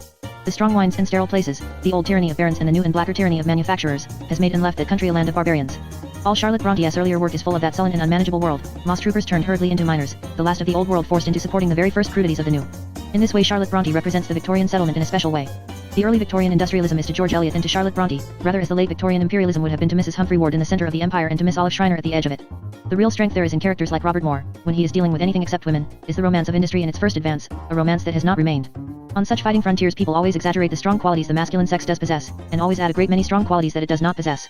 That is, briefly, all the reason in the Brontes on this special subject, the rest is stark unreason. It can be most clearly seen in that sister of Charlotte Bronte who has achieved the real feat of remaining as a great woman rather than a great writer. There is really, in a narrow but intense way, a tradition of Emily Bronte, as there is a tradition of St. Peter or Dr. Johnson. People talk as if they had known her, apart from her works. She must have been something more than an original person, perhaps an origin. But so far as her written works go she enters English letters only as an original person and rather a narrow one. Her imagination was sometimes superhuman always inhuman. Wuthering Heights might have been written by an eagle. She is the strongest instance of these strong imaginations that made the other sex a monster, for Heathcliff fails as a man as catastrophically as he succeeds as a demon. I think Emily Bronte was further narrowed by the broadness of her religious views, but never, of course, so much as George Eliot. In any case, it is Charlotte Bronte who enters Victorian literature. The shortest way of stating her strong contribution is, I think, this, that she reached the highest romance through the lowest realism. She did not set out with M. Addis of Gaul in a forest or with Mr. Pickwick in a comic club. She set out with herself, with her own dingy clothes, and accidental ugliness, and flat, coarse, provincial household, and forcibly fused all such muddy materials into a spirited fairy tale. If the first chapters on the home and school had not proved how heavy and hateful sanity can be, there would really be less point in the insanity of Mr. Rochester's wife or the not much milder insanity of Mrs. Rochester's husband. She discovered the secret of hiding the sensational in the commonplace, and Jane Eyre remains the best of her books, better even than Villette, because while it is a human document written in blood, it is also one of the best blood and thunder detective stories in the world. But while Emily Bronte was as unsociable as a storm at midnight, and while Charlotte Bronte was at best like that warmer and more domestic thing, a house on fire, they do connect themselves with the calm of George Eliot, as the forerunners of many later developments of the feminine advance. Many forerunners, if it comes to that, would have felt rather ill if they had seen the things they forerun. This notion of a hazy anticipation of after history has been absurdly overdone, as when men connect Chaucer with the Reformation, which is like connecting Homer with the Syracusan expedition. But it is to some extent true that all these great Victorian women had a sort of unrest in their souls. And the proof of it is that, after what I will claim to call the healthier time of Dickens and Thackeray, it began to be admitted by the great Victorian men. If there had not been something in that irritation, we should hardly have had to speak in these pages of Diana of the Crossways or of Tess of the D'Urberville. To what this strange and very local sex war has been due I shall not ask, because I have no answer. That it was due to votes or even little legal inequalities about marriage, I feel myself here too close to realities even to discuss. My own guess is that it has been due to the great neglect of the military spirit by the male Victorians. The woman felt obscurely that she was still running her mortal risk, while the man was not still running his. But I know nothing about it, nor does anybody else.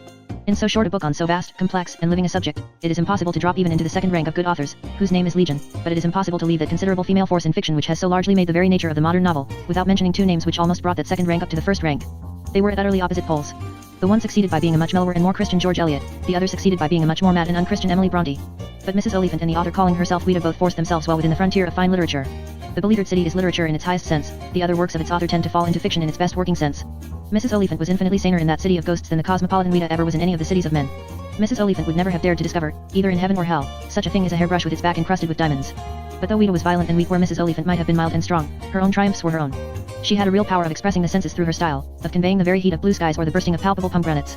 And just as Mrs. Oliphant transfused her more timid Victorian tales with a true and intense faith in the Christian mystery, so Ouida, with infinite fury and infinite confusion of thought, did fill her books with Byron and the remains of the French Revolution. In the track of such genius there has been quite an accumulation of true talent as in the children's tales of Mrs. Ewing, the historical tales of Miss Yonge, the tales of Mrs. Molesworth, and so on. On a general review I do not think I have been wrong in taking the female novelists first. I think they gave its special shape, its temporary twist, to the Victorian novel. Nevertheless it is a shock, I almost dare to call it a relief, to come back to the males. It is the more abrupt because the first name that must be mentioned derives directly from the mere maleness of the Sterne and Smollett novel. I have already spoken of Dickens as the most homely and instinctive, and therefore probably the heaviest, of all the onslaughts made on the central Victorian satisfaction. There is therefore the less to say of him here, where we consider him only as a novelist, but there is still much more to say than can even conceivably be said. Dickens, as we have stated, inherited the old comic, rambling novel from Smollett and the rest. Dickens, as we have also stated, consented to expurgate that novel. But when all origins and all restraints have been defined and allowed for, the creature that came out was such as we shall not see again. Smollett was coarse, but Smollett was also cruel. Dickens was frequently horrible, he was never cruel. The art of Dickens was the most exquisite of arts, it was the art of enjoying everybody. Dickens, being a very human writer, had to be a very human being, he had his faults and sensibilities in a strong degree, and I do not for a moment maintain that he enjoyed everybody in his daily life. But he enjoyed everybody in his books, and everybody has enjoyed everybody in those books even till today. His books are full of baffled villains stalking out or cowardly bullies kicked downstairs. But the villains and the cowards are such delightful people that the reader always hopes the villain will put his head through a side window and make a last remark, or that the bully will say one thing more, even from the bottom of the stairs. The reader really hopes this, and he cannot get rid of the fancy that the author hopes so too. I cannot at the moment recall that Dickens ever killed a comic villain, except Quilp, who was deliberately made even more villainous than comic. There can be no serious fears for the life of Mr. Wade in the muck cart, though Mr. Pecksniff fell to be a borrower of money, and Mr. Mantalini to turning a mangle. The human race has the comfort of thinking they are still alive, and one might have the rapture of receiving a begging letter from Mr. Pecksniff, or even of catching Mr. Mantalini collecting the washing, if one always lurked about on Monday mornings. This sentiment, the true artist will be relieved to hear, is entirely unmoral. Mrs. Wilfer deserved death much more than Mr. Quilp, for she had succeeded in poisoning family life persistently, while he was, to say the least of it, intermittent in his domesticity. But who can honestly say he does not hope Mrs. Wilfer is still talking like Mrs. Wilfer, especially if it is only in a book? This is the artistic greatness of Dickens, before and after which there is really nothing to be said. He had the power of creating people, both possible and impossible, who were simply precious and priceless people, and anything subtler added to that truth really only weakens it. The mention of Mrs. Wilfer, whom the heart is loath to leave, reminds one of the only elementary ethical truth that is essential in the study of Dickens. That is that he had broad or universal sympathies in a sense totally unknown to the social reformers who wallow in such phrases. Dickens, unlike the social reformers, really did sympathize with every sort of victim of every sort of tyrant. He did truly pray for all who are desolate and oppressed. If you try to tie him to any cause narrower than that prayer book definition, you will find you have shut out half his best work. If, in your sympathy for Mrs. Quilp, you call Dickens the champion of downtrodden woman, you will suddenly remember Mr. Wilfer, and find yourself unable to deny the existence of downtrodden man. If in your sympathy for Mr. Roone Sewell you call Dickens the champion of a manly middle-class liberalism against Chesney Wold, you will suddenly remember Stephen Blackpool and find yourself unable to deny that Mr. Roone Sewell might be a pretty insupportable cock on his own dunghill. If in your sympathy for Stephen Blackpool you call Dickens a socialist, as does Mr. Pugh, and think of him as merely heralding the great collectivist revolt against Victorian individualism and capitalism, which seems so clearly to be the crisis at the end of this epoch, you will suddenly remember the agreeable young barnacle at the Circumlocution Office, and you will be unable, for very shame, to assert that Dickens would have trusted the poor to a State Department. Dickens did not merely believe in the brotherhood of men in the weak modern way, he was the brotherhood of men, and knew it was a brotherhood in sin as well as in aspiration. And he was not only larger than the old factions he satirized, he was larger than any of our great social schools that have gone forward since he died. The seemingly quaint custom of comparing Dickens and Thackeray existed in their own time, and no one will dismiss it with entire disdain who remembers that the Victorian tradition was domestic and genuine, even when it was hoodwinked and unworldly. There must have been some reason for making this imaginary duel between two quite separate and quite amiable acquaintances. And there is, after all, some reason for it. It is not, as was once cheaply said, that Thackeray went in for truth, and Dickens for mere caricature. There is a huge accumulation of truth, down to the smallest detail. In Dickens, he seems sometimes a mere mountain of facts. Thackeray, in comparison, often seems quite careless and elusive, almost as if he did not quite know where all his characters were. There is a truth behind the popular distinction, but it lies much deeper. Perhaps the best way of stating it is this, that Dickens used reality, while aiming at an effect of romance, while Thackeray used the loose language and ordinary approaches of romance, while aiming at an effect of reality. It was the special and splendid business of Dickens to introduce us to people who would have been quite incredible if he had not told us so much truth about them. It was the special and not less splendid task of Thackeray to introduce us to people whom we knew already. Paradoxically, but very practically, it followed that his introductions were the longer of the two. When we hear of Aunt Betsy Trotwood, we vividly envisage everything about her, from her gardening gloves to her seaside residence, from her hard, handsome face to her tame lunatic laughing at the bedroom window. It is all so minutely true that she must be true also. We only feel inclined to walk round the English coast until we find that particular garden and that particular aunt. But when we turn from the aunt of Copperfield to the uncle of Pendennis, we are more likely to run round the coast trying to find a watering place where he isn't than one where he is. The moment one sees Major Pendennis, one sees 100 Major Pendennises. It is not a matter of mere realism. Miss Trotwood's bonnet and gardening tools and cupboard full of old-fashioned bottles are quite as true in the materialistic way as the Major's cuffs and corner table and toast and newspaper. Both writers are realistic, but Dickens writes realism in order to make the incredible credible. Thackeray writes it in order to make us recognize an old friend. Whether we shall be pleased to meet the old friend is quite another matter. I think we should be better pleased to meet Miss Trotwood, and find, as David Copperfield did, a new friend, a new world. But we recognize Major Pendennis even when we avoid him.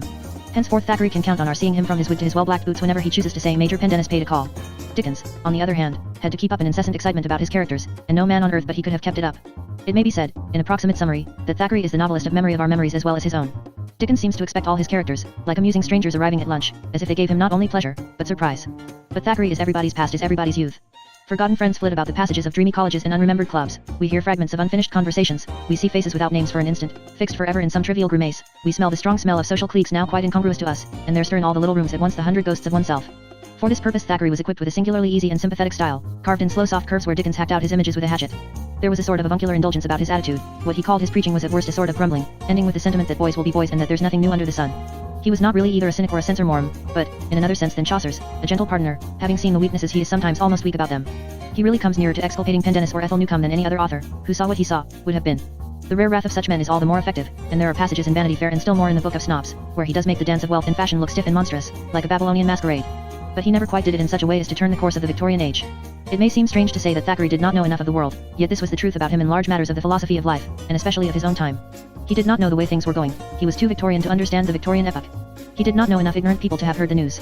In one of his delightful asides he imagines two little clerks commenting erroneously on the appearance of Lady Kew or Sir Brian Newcome in the park, and says, how should Jones and Brown, who are not, who comprenez, du monde, understand these mysteries? But I think Thackeray knew quite as little about Jones and Brown as they knew about Newcome and Kew, his world was le monde.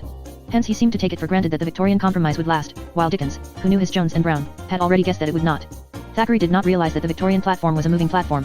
To take but one instance, he was a radical like Dickens, all really representative Victorians, except perhaps Tennyson, were radicals. But he seems to have thought of all reform as simple and straightforward and all of a piece, as if Catholic emancipation, the New Poor Law, free trade, and the factory acts and popular education were all parts of one almost self-evident evolution of enlightenment. Dickens, being in touch with the democracy, had already discovered that the country had come to a dark place of divided ways and divided councils. In hard times he realized democracy at war with radicalism, and became, with so incompatible an ally as Ruskin, not indeed a socialist, but certainly an anti-individualist. In our mutual friend he felt the strength of the new rich, and knew they had begun to transform the aristocracy, instead of the aristocracy transforming them. He knew that Veneering had carried off Twemlow in triumph. He very nearly knew what we all know today, that, so far from it being possible to plod along the progressive road with more votes and more free trade, England must either sharply become very much more democratic or as rapidly become very much less so. There gathers round these two great novelists a considerable group of good novelists, who more or less mirror their mid-Victorian mood. Wilkie Collins may be said to be in this way a lesser Dickens and Anthony Trollope a lesser Thackeray.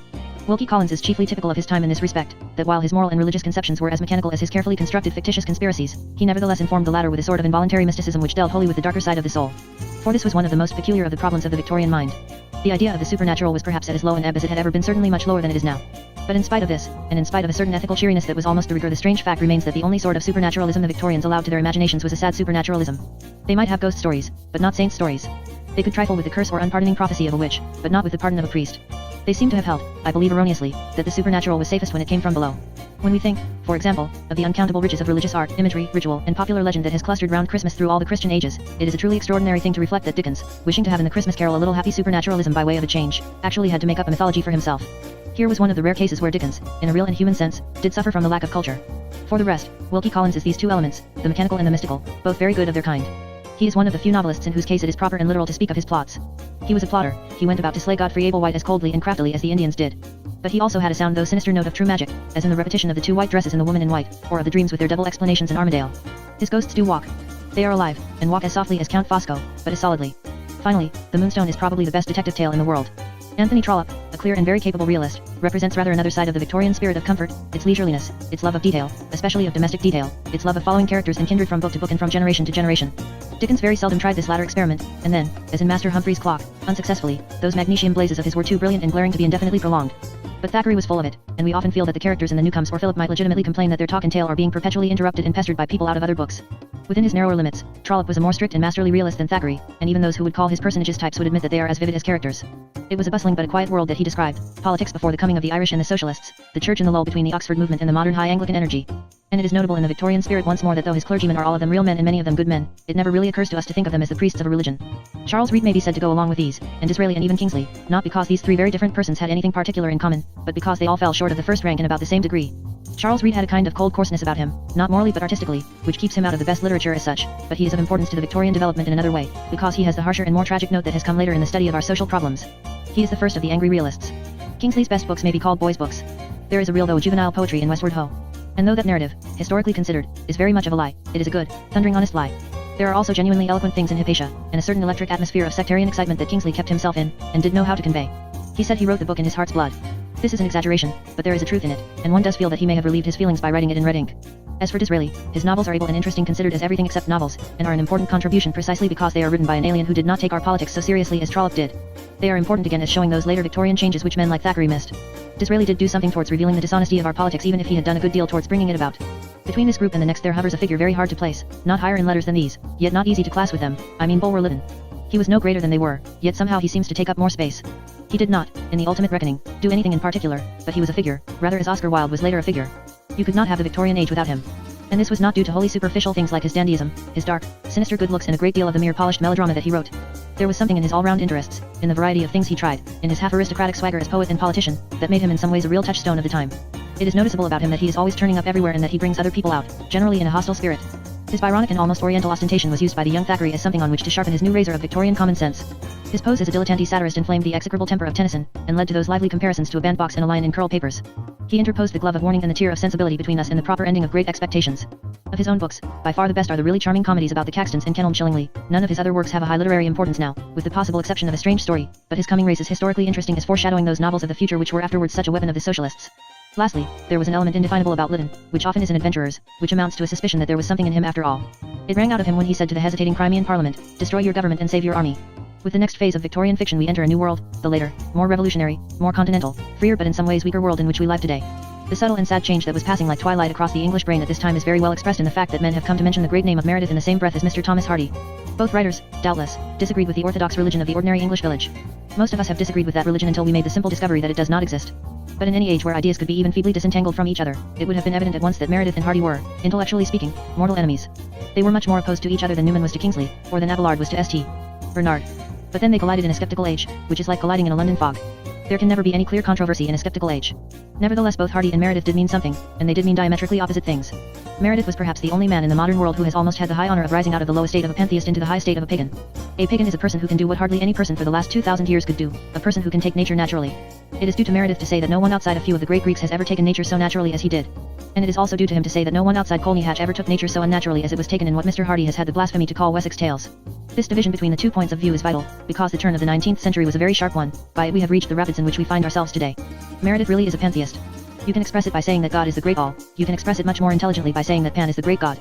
But there is some sense in it, and the sense is this, that some people believe that this world is sufficiently good at bottom for us to trust ourselves to it without very much knowing why. It is the whole point in most of Meredith's tales that there is something behind us that often saves us when we understand neither it nor ourselves. He sometimes talked mere intellectualism about women, but that is because the most brilliant brains can get tired. Meredith's brain was quite tired when it wrote some of its most quoted and least interesting epigrams, like that about passing Seraglio Point, but not doubling Cape Turk. Those who can see Meredith's mind in that are with those who can see Dickens' mind in Little Nell. Both were chivalrous pronouncements on behalf of oppressed females, neither has any earthly meaning as ideas. But what Meredith did do for women was not to emancipate them, which means nothing, but to express them, which means a great deal. And he often expressed them right, even when he expressed himself wrong. Take, for instance, that phrase so often quoted, "Woman will be the last thing civilized by man." Intellectually it is something worse than false, it is the opposite of what he was always attempting to say. So far from admitting any equality in the sexes, it logically admits that a man may use against a woman any chains or whips he has been in the habit of using against a tiger or a bear. He stood as the special champion of female dignity, but I cannot remember any author, Eastern or Western, who has so calmly assumed that man is the master and woman merely the material, as Meredith really does in this phrase. Anyone who knows a free woman, she is generally a married woman, will immediately be inclined to ask two simple and catastrophic questions. First, why should woman be civilized? And, second, why, if she is to be civilized, should she be civilized by man? In the mere intellectualism of the matter, Meredith seems to be talking the most brutal sex mastery. He, at any rate, has not doubled Cape Turk, nor even passed Seraglio Point. Now why is it that we all really feel that this Meredithian passage is not so insolently masculine as in mere logic it would seem? I think it is for this simple reason, that there is something about Meredith making us feel that it is not woman he disbelieves in, but civilization. It is a dark undemonstrated feeling that Meredith would really be rather sorry if woman were civilized by man or by anything else. When we have got that, we have got the real pagan the man that does believe in Pan. It is proper to put this philosophic matter first, before the aesthetic appreciation of Meredith, because with Meredith a sort of passing bell has rung and the Victorian orthodoxy is certainly no longer safe. Dickens and Carlyle, as we have said, rebelled against the orthodox compromise, but Meredith has escaped from it. Cosmopolitanism, socialism, feminism are already in the air, and Queen Victoria has begun to look like Mrs. Grundy. But to escape from a city is one thing, to choose a road is another. The freethinker who found himself outside the Victorian city, found himself also in the fork of two very different naturalistic paths. One of them went upwards through a tangled but living forest to lonely but healthy hills, the other went down to a swamp. Hardy went down to botanize in the swamp, while Meredith climbed towards the sun. Meredith became, at his best, a sort of daintily dressed Walt Whitman. Hardy became a sort of village atheist brooding and blaspheming over the village idiot. It is largely because the freethinkers, as a school, have hardly made up their minds whether they want to be more optimist or more pessimist than Christianity that their small but sincere movement has failed. For the duel is deadly, and any agnostic who wishes to be anything more than a nihilist must sympathize with one version of nature or the other. The god of Meredith is impersonal, but he is often more healthy and kindly than any of the persons. That of Thomas Hardy is almost made personal by the intense feeling that he is poisonous. Nature is always coming in to save Meredith's women, nature is always coming in to betray and ruin Hardy's. It has been said that if God had not existed it would have been necessary to invent him. But it is not often, as in Mr. Hardy's case, that it is necessary to invent him in order to prove how unnecessary, and undesirable, he is. But Mr. Hardy is anthropomorphic out of sheer atheism. He personifies the universe in order to give it a piece of his mind. But the fight is unequal for the old philosophical reason, that the universe had already given Mr. Hardy a piece of its mind to fight with. One curious result of this divergence in the two types of skeptic is this, that when these two brilliant novelists break down or blow up or otherwise lose for a moment their artistic self-command, they are both equally wild, but wild in opposite directions. Meredith shows an extravagance in comedy which, if it were not so complicated, everyone would call broad farce. But Mr. Hardy has the honor of inventing a new sort of game, which may be called the extravagance of depression. The placing of the weak lover and his new love in such a place that they actually see the black flag announcing that Tess has been hanged is utterly inexcusable in art and probability. It is a cruel practical joke. But it is a practical joke at which even its author cannot brighten up enough to laugh. But it is when we consider the great artistic power of these two writers, with all their eccentricities, that we see even more clearly that free thought was, as it were, a fight between finger posts. For it is the remarkable fact that it was the man who had the healthy and manly outlook who had the crabbed and perverse style. It was the man who had the crabbed and perverse outlook who had the healthy and manly style. The reader may well have complained of paradox when I observed above that Meredith, unlike most neo-pagans, did in his way take nature naturally. It may be suggested, in tones of some remonstrance, that things like though pierced by the cruel acerb, or thy fleetingness is bigger in the ghost, or her gabbling grey she eyes askant, or sheer film of the surface a wag are not taking nature naturally. And this is true of Meredith's style, but it is not true of his spirit, nor even, apparently, of his serious opinions. In one of the poems I have quoted he actually says of those who live nearest to that nature he was always praising, have they but held her laws and nature dear? They mouth no sentence of inverted wit. Which certainly was what Meredith himself was doing most of the time. But a similar paradox of the combination of plain tastes with twisted phrases can also be seen in Browning. Something of the same can be seen in many of the Cavalier poets. I do not understand it. It may be that the fertility of a cheerful mind crowds everything, so that the tree is entangled in its own branches, or it may be that the cheerful mind cares less whether it is understood or not, as a man is less articulate when he is humming than when he is calling for help.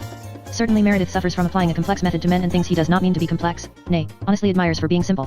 The conversations between Diana and Ridworth fail of their full contrast because Meredith can afford the tuppence for Diana colored, but cannot afford the penny for Ridworth plain. Meredith's ideals were neither skeptical nor finicky, but they can be called insufficient. He had, perhaps, over and above his honest pantheism two convictions profound enough to be called prejudices. He was probably of Welsh blood, certainly of Celtic sympathies, and he set himself more swiftly though more subtly than Ruskin or Swinburne to undermining the enormous complacency of John Bull. He also had a sincere hope in the strength of womanhood, and may be said, almost without hyperbole, to have begotten gigantic daughters.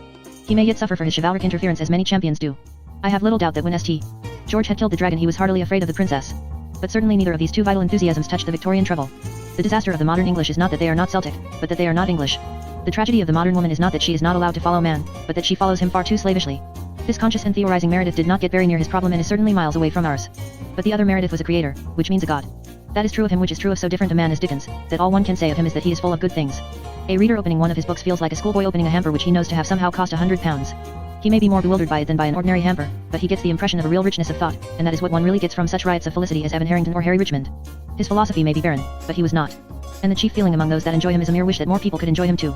I end here upon Hardy and Meredith, because this parting of the ways to open optimism and open pessimism really was the end of the Victorian piece. There are many other men, very nearly as great, on whom I might delight to linger, on Shorthouse, for instance, who in one way goes with Mrs. Browning or Coventry Patmore. I mean that he has a wide culture, which is called by some a narrow religion. When we think what even the best novels about Cavaliers have been, written by men like Scott or Stevenson, it is a wonderful thing that the author of John Inglesant could write a Cavalier romance in which he forgot Cromwell but remembered Hobbes. But Shorthouse is outside the period in fiction in the same sort of way in which Francis Thompson is outside it in poetry. He did not accept the Victorian basis. He knew too much. There is one more matter that may best be considered here, though briefly. It illustrates the extreme difficulty of dealing with the Victorian English in a book like this, because of their eccentricity, not of opinions, but of character and artistic form. There are several great Victorians who will not fit into any of the obvious categories I employ, because they will not fit into anything, hardly into the world itself. Where Germany or Italy would relieve the monotony of mankind by paying serious respect to an artist, or a scholar, or a patriotic warrior, or a priest, it was always the instinct of the English to do it by pointing out a character. Dr. Johnson has faded as a poet or a critic, but he survives as a character. Cobbett is neglected, unfortunately, as a publicist and pamphleteer, but he is remembered as a character. Now these people continued to crop up through the Victorian time, and each stands so much by himself that I shall end these pages with a profound suspicion that I have forgotten to mention a character of gigantic dimensions. Perhaps the best example of such eccentrics is George Borrow, who sympathized with unsuccessful nomads like the gypsies while everyone else sympathized with successful nomads like the Jews, who had a genius like the west wind for the awakening of wild and casual friendships and the drag and attraction of the roads. But whether George Borrow ought to go into the section devoted to philosophers, or the section devoted to novelists, or the section devoted to liars, nobody else has ever known, even if he did. But the strongest case of this Victorian power of being abruptly original in a corner can be found in two things: the literature meant merely for children and the literature meant merely for fun. It is true that these two very Victorian things often melted into each other, as was the way of Victorian things, but not sufficiently to make it safe to mass them together without distinction. Thus there was George MacDonald, a Scot of genius as genuine as Carlyle's. He could write fairy tales that made all experience a fairy tale. He could give the real sense that everyone had the end of an elfin thread that must at last lead them into paradise. It was a sort of optimist Calvinism.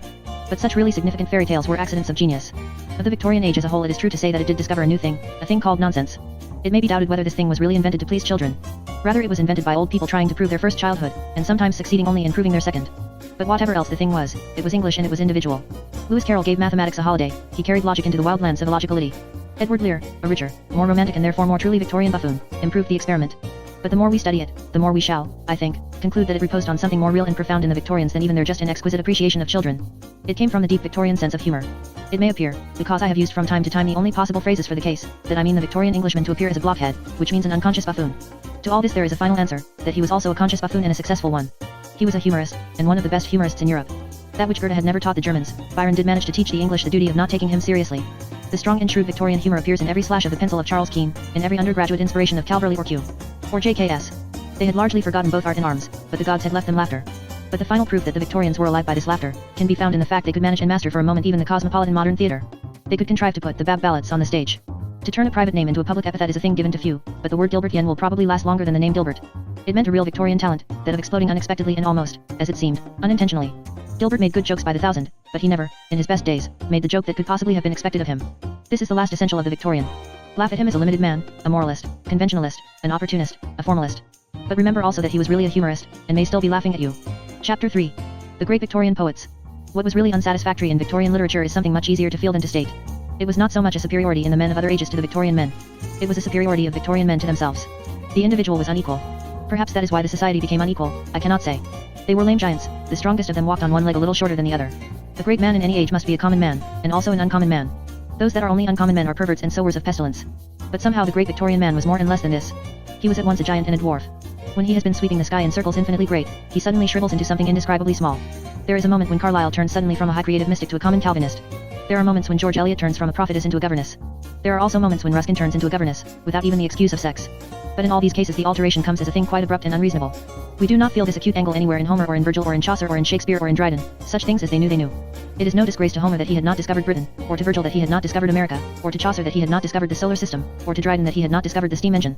But we do most frequently feel, with the Victorians, that the very vastness of the number of things they know illustrates the abrupt abyss of the things they do not know. We feel, in a sort of way, that it is a disgrace to a man like Carlyle when he asks the Irish why they do not bestir themselves and reforest their country, saying not a word about the soaking up of every sort of profit by the landlords which made that and every other Irish improvement impossible. We feel that it is a disgrace to a man like Ruskin when he says, with a solemn visage, that building in iron is ugly and unreal, but that the weightiest objection is that there is no mention of it in the Bible. We feel as if he had just said he could find no hairbrushes in Habakkuk. We feel that it is a disgrace to a man like Thackeray when he proposes that people should be forcibly prevented from being nuns, merely because he has no fixed intention of becoming a nun himself. We feel that it is a disgrace to a man like Tennyson, when he talks of the French revolutions, the huge crusades that had recreated the whole of his civilization, as being no graver than a schoolboy's barring out. We feel that it is a disgrace to a man like Browning to make spluttering and spiteful puns about the names Newman, Wiseman, and Manning. We feel that it is a disgrace to a man like Newman when he confesses that for some time he felt as if he couldn't come into the Catholic Church, because of that dreadful Mr. Daniel O'Connell, who had the vulgarity to fight for his own country. We feel that it is a disgrace to a man like Dickens, when he makes a blind brute and savage out of a man like St. Dunstan. It sounds as if it were not Dickens talking but Dombey. We feel it is a disgrace to a man like Swinburne, when he has a jingo fit and calls the poor children in the concentration camps whelps of treacherous dams whom none save we have spared to starve and slay. We feel that Swinburne, for the first time, really has become an immoral and indecent writer. All this is a certain odd provincialism peculiar to the English in that great century. They were in a kind of pocket, they appealed to too narrow a public opinion. I am certain that no French or German men of the same genius made such remarks. Renan was the enemy of the Catholic Church, but who can imagine Renan writing of it as Kingsley or Dickens did? Taine was the enemy of the French Revolution, but who can imagine Taine talking about it as Tennyson or Newman talked? Even Matthew Arnold, though he saw this peril and prided himself on escaping it, did not altogether escape it. There must be, to use an Irishism, something shallow in the depths of any man who talks about the zeitgeist as if it were a living thing. But this defect is very specially the key to the case of the two great Victorian poets, Tennyson and Browning, the two spirited or beautiful tunes, so to speak, to which the other events marched or danced. It was especially so of Tennyson, for a reason which raises some of the most real problems about his poetry. Tennyson, of course, owed a great deal to Virgil. There is no question of plagiarism here, a debt to Virgil is like a debt to nature. But Tennyson was a provincial Virgil. In such passages as that about the schoolboys barring out he might be called a suburban Virgil. I mean that he tried to have the universal balance of all the ideas at which the great Roman had aimed, but he hadn't got hold of all the ideas to balance. Hence his work was not a balance of truths, like the universe. It was a balance of whims, like the British Constitution. It is intensely typical of Tennyson's philosophical temper that he was almost the only poet laureate who was not ludicrous. It is not absurd to think of Tennyson as tuning his harp in praise of Queen Victoria, that is, it is not absurd in the same sense as Chaucer's harp hallowed by dedication to Richard II or Wordsworth's harp hallowed by dedication to George IV is absurd. Richard's court could not properly appreciate either Chaucer's daisies or his devotion. George IV would not have gone pottering about Helvellyn in search of purity in the simple annals of the poor. But Tennyson did sincerely believe in the Victorian compromise, and sincerity is never undignified. He really did hold a great many of the same views as Queen Victoria, though he was gifted with a more fortunate literary style. If Dickens is Cobbett's democracy stirring in its grave, Tennyson is the exquisitely ornamental extinguisher on the flame of the first revolutionary poets. England has settled down, England has become Victorian.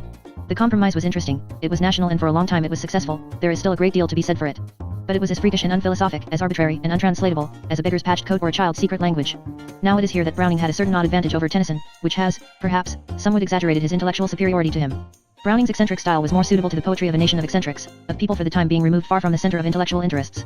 The hearty and pleasant task of expressing one's intense dislike of something one doesn't understand is much more poetically achieved by saying, in a general way, you swine, than it is by labored lines such as the red fool fury of the Seine. We all feel that there is more of the man in Browning here, more of Dr. Johnson or Cobbett. Browning is the Englishman taking himself willfully, following his nose like a bulldog, going by his own likes and dislikes. We cannot help feeling that Tennyson is the Englishman taking himself seriously an awful sight. One's memory flutters unhappily over a certain letter about the papal guards written by Sir Willoughby Patterne. It is here chiefly that Tennyson suffers by that very Virgilian loveliness and dignity of diction which he put to the service of such a small and anomalous national scheme. Virgil had the best news to tell as well as the best words to tell it in. His world might be sad, but it was the largest world one could live in before the coming of Christianity. If he told the Romans to spare the vanquished and to war down the mighty, at least he was more or less well informed about who were mighty and who were vanquished. But when Tennyson wrote verses like, "Of freedom in her regal seat, of England, not the schoolboy heat, the blind hysterics of the Celt," he quite literally did not know one word of what he was talking about. He did not know what Celts are, or what hysterics are, or what freedom was, or what regal was, or even of what England was in the living Europe of that time. His religious range was very much wider and wiser than his political, but here also he suffered from treating as true universality a thing that was only a sort of lukewarm local patriotism. Here also he suffered by the very splendor and perfection of his poetical powers. He was quite the opposite of the man who cannot express himself, the inarticulate singer who dies with all his music in him. He had a great deal to say, but he had much more power of expression than was wanted for anything he had to express. He could not think up to the height of his own towering style. For whatever else Tennyson was, he was a great poet. No mind that feels itself free, that is, above the ebb and flow of fashion, can feel anything but contempt for the later effort to discredit him in that respect. It is true that, like Browning and almost every other Victorian poet, he was really two poets. But it is just to him to insist that in his case, unlike Browning's, both the poets were good. The first is more or less like Stevenson in meter, it is a magical luck or skill in the mere choice of words. Wet sands marbled with moon and cloud flits by the sea blue bird of March, leafless ribs and iron horns when the long dun wolds are ribbed with snow. In all these cases one word is the keystone of an arch which would fall into ruin without it.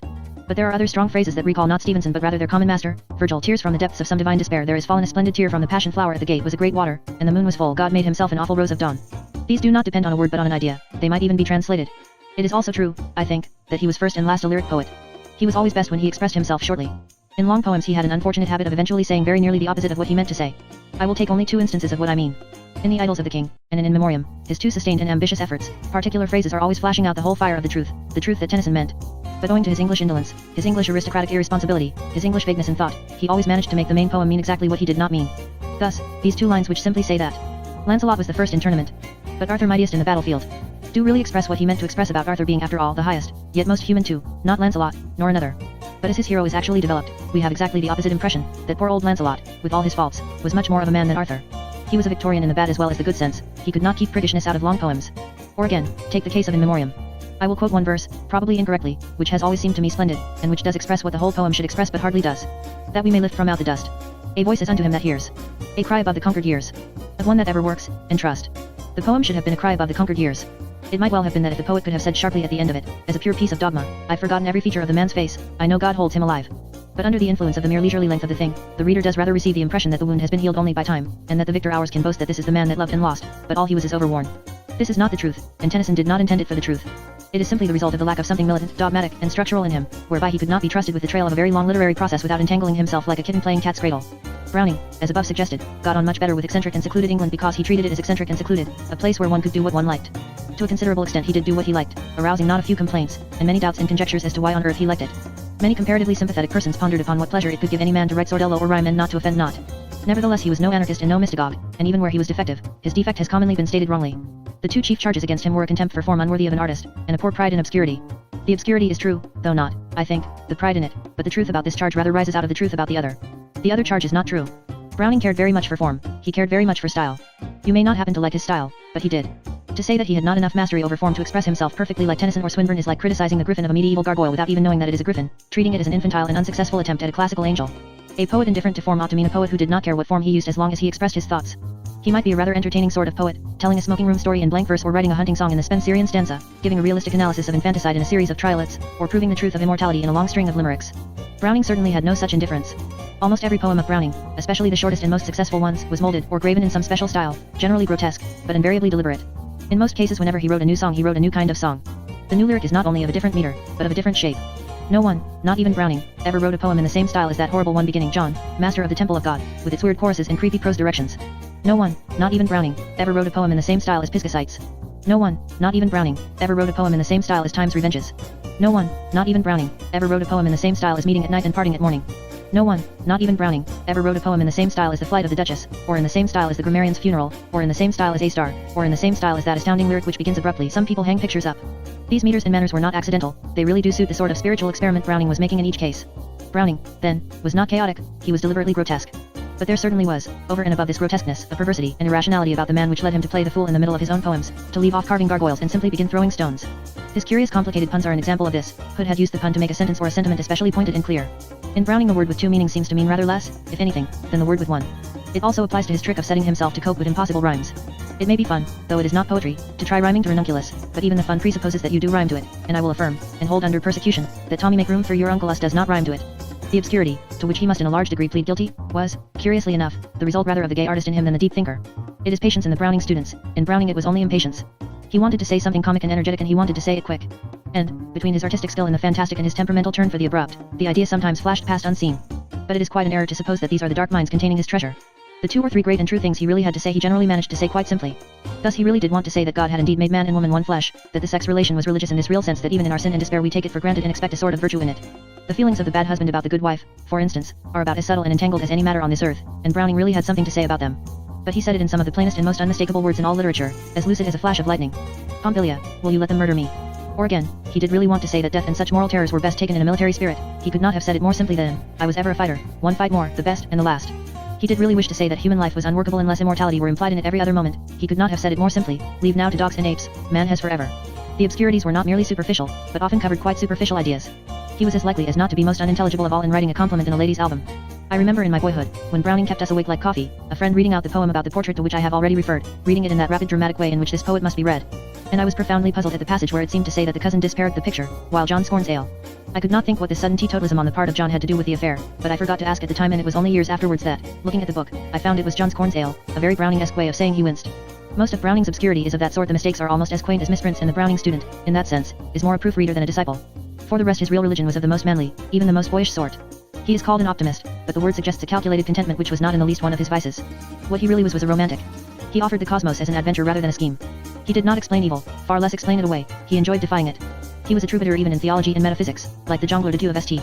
Francis. He may be said to have serenaded heaven with a guitar, and even, so to speak, tried to climb there with a rope ladder. Thus his most vivid things are the red-hot little love lyrics, or rather, little love dramas. He did one really original and admirable thing, he managed the real details of modern love affairs in verse, and love is the most realistic thing in the world. He substituted the street with the green blind for the faded garden of Watteau, and the blue spurt of a lighted match for the monotony of the evening star.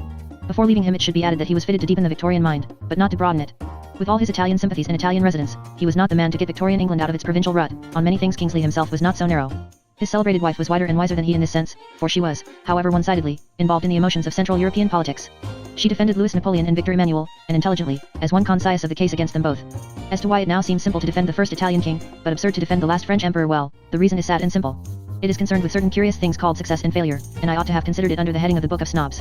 But Elizabeth Barrett, at least, was no snob. Her political poems have rather an impatient air, as if they were written, and even published, rather prematurely just before the fall of her idol.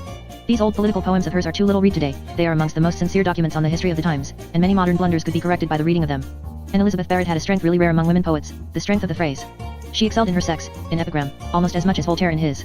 Pointed phrases like, martyrs by the pang without the palm, or incense to sweeten a crime and myrrh to embitter a curse, these expressions, which are witty after the old fashion of the conceit, came quite freshly and spontaneously to her quite modern mind.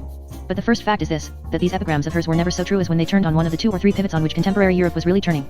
She is by far the most European of all the English poets of that age, all of them, even her own much greater husband, look local beside her. Tennyson and the rest are nowhere.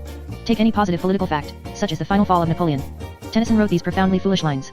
He thought to quell the stubborn hearts of oak. Madmen. As if the defeat of an English regiment were a violation of the laws of nature. Mrs. Browning knew no more facts about Napoleon, perhaps, than Tennyson did, but she knew the truth. Her epigram on Napoleon's fall is in one line. And kings crept out again to feel the Sunday. Talleyrand would have clapped his horrible old hands at that. Her instinct about the statesman and the soldier was very like Jane Austen's instinct for the gentleman and the man. It is not unnoticeable that as Miss Austen spent most of her life in a village, Miss Barrett spent most of her life on a sofa.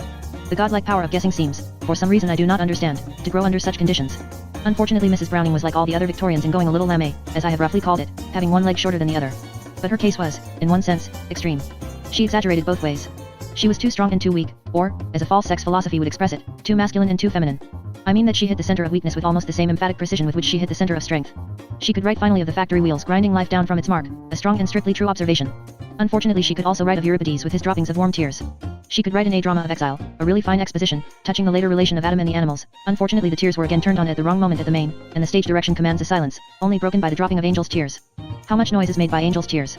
Is it a sound of emptied buckets, or of garden hose, or of mountain cataracts? That is the sort of question which Elizabeth Barrett's extreme love of the extreme was always tempting people to ask. Yet the question, as asked, does her a heavy historical injustice. We remember all the lines in her work which were weak enough to be called womanly. We forget the multitude of strong lines that are strong enough to be called manly, lines that Kingsley or Henley would have jumped for joy to print in proof of their manliness. She had one of the peculiar talents of true rhetoric, that of a powerful concentration. As to the critic who thinks her poetry owed anything to the great poet who was her husband, he can go and live in the same hotel with the man who can believe that George Eliot owed anything to the extravagant imagination of Mr. George Henry Lewis. So far from Browning inspiring or interfering, he did not in one sense interfere enough. Her real inferiority to him in literature is that he was consciously while she was unconsciously absurd. It is natural, in the matter of Victorian moral change, to take Swinburne as the next name here. He is the only poet who was also, in the European sense, on the spot, even if, in the sense of the Gilbertian song, the spot was barred. He also knew that something rather crucial was happening to Christendom. He thought it was getting unchristened. It is even a little amusing, indeed, that these two pro-Italian poets almost conducted a political correspondence in rhyme. Mrs. Browning sternly reproached those who had ever doubted the good faith of the King of Sardinia, whom she acclaimed as being truly a king. Swinburne, lyrically alluding to her as sea eagle of English feather, broadly hinted that the chief blunder of that wild fowl had been her support of an autocratic adventurer, calling a crowned man royal, that was no more than a king. But it is not fair, even in this important connection, to judge Swinburne by songs before sunrise. They were songs before a sunrise that has never turned up. Their dogmatic assertions have for a long time past stared starkly at us as nonsense. As, for instance, the phrase glory to man in the highest, for man is the master of things, after which there is evidently nothing to be said, except that it is not true. But even where Swinburne had his greater grip, as in that grave and partly just poem Before a Crucifix, Swinburne, the most Latin, the most learned, the most largely travelled of the Victorians, still knows far less of the facts than even Mrs. Browning. The whole of the poem, Before a Crucifix, breaks down by one mere mistake.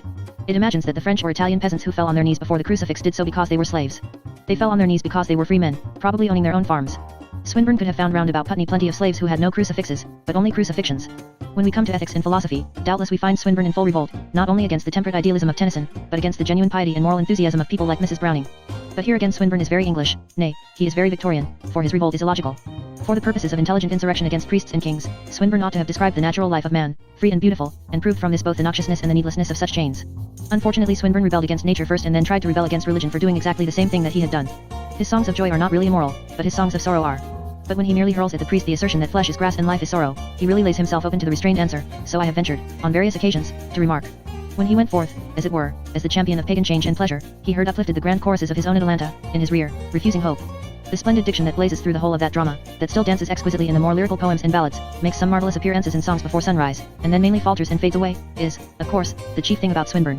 The style is the man, and some will add that it does not, thus unsupported, amount to much of a man. But the style itself suffers some injustice from those who would speak thus. The views expressed are often quite foolish and often quite insincere, but the style itself is a manlier and more natural thing than is commonly made out. It is not in the least languorous or luxurious or merely musical and sensuous, as one would gather from both the eulogies and the satires, from the conscious and the unconscious imitations. On the contrary, it is a sort of fighting and profane parody of the Old Testament, and its lines are made of short English words like the short Roman swords. The first line of one of his finest poems, for instance, runs, I have lived long enough to have seen one thing, that love hath an end. In that sentence only one small e gets outside the monosyllable. Through all his interminable tragedies, he was fondest of lines like, if ever I leave off to honor you, God give me shame, I were the worst churl born. The dramas were far from being short and dramatic, but the words really were. Nor was his verse merely smooth, except his very bad verse, like the lilies and languors of virtue, to the raptures and roses of vice, which both, in cheapness of form and foolishness of sentiment, may be called the worst couplet in the world's literature. In his real poetry, even in the same poem, his rhythm and rhyme are as original and ambitious as Browning, and the only difference between him and Browning is, not that he is smooth and without ridges, but that he always crests the ridge triumphantly and Browning often does not. On thy bosom though many a kiss be, there are none such as knew it of old. Was it Alciphron once or Araspy? Male ringlets or feminine gold? That thy lips met with under the statue? Whence a look shot out sharp after thieves? From the eyes of the garden god at you. Across the fig leaves. Look at the rhymes in that verse, and you will see they are as stiff a task as Browning's, only they are successful. That is the real strength of Swinburne's style. It was a style that nobody could really imitate, and least of all Swinburne himself, though he made the attempt all through his later years. He was, if ever there was one, an inspired poet. I do not think it the highest sort of poet. And you never discover who is an inspired poet until the inspiration goes. With Swinburne we step into the circle of that later Victorian influence which was very vaguely called aesthetic. Like all human things, but especially Victorian things, it was not only complex but confused. Things in it that were at one on the emotional side were flatly at war on the intellectual.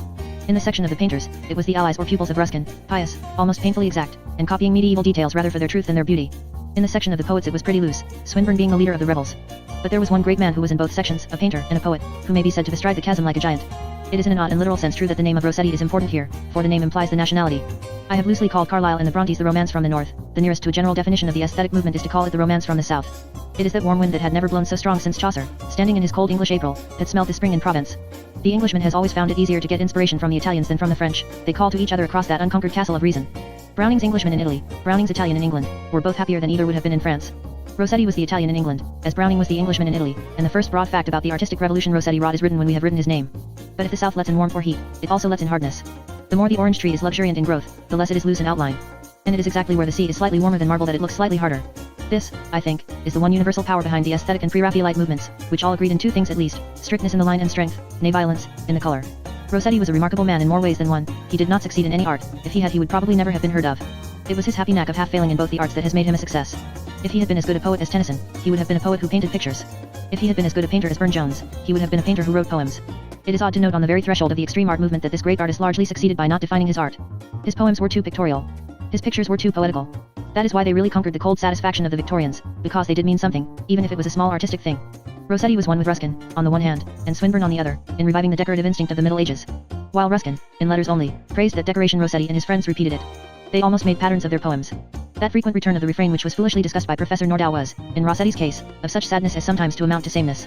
The criticism on him, from a medieval point of view, is not that he insisted on a chorus, but that he could not insist on a jolly chorus. Many of his poems were truly medieval, but they would have been even more medieval if he could ever have written such a refrain as Tally-ho. Or even Turalurel instead of Tall Troy's on Fire. With Rossetti goes, of course, his sister, a real poet, though she also illustrated that pre-Raphaelites' conflict of views that covered their coincidence of taste. Both used the angular outlines, the burning transparencies, the fixed but still unfathomable symbols of the great medieval civilization, but Rossetti used the religious imagery, on the whole, irreligiously. Christine Rossetti used it religiously but, on the whole, so to make it seem a narrower religion. One poet, or, to speak more strictly, one poem, belongs to the same general atmosphere and impulse as Swinburne, the free but languid atmosphere of later Victorian art. But this time the wind blew from hotter and heavier gardens than the gardens of Italy. Edward Fitzgerald, a cultured eccentric, a friend of Tennyson, produced what professed to be a translation of the Persian poet Omar, who wrote quatrains about wine and roses and things in general.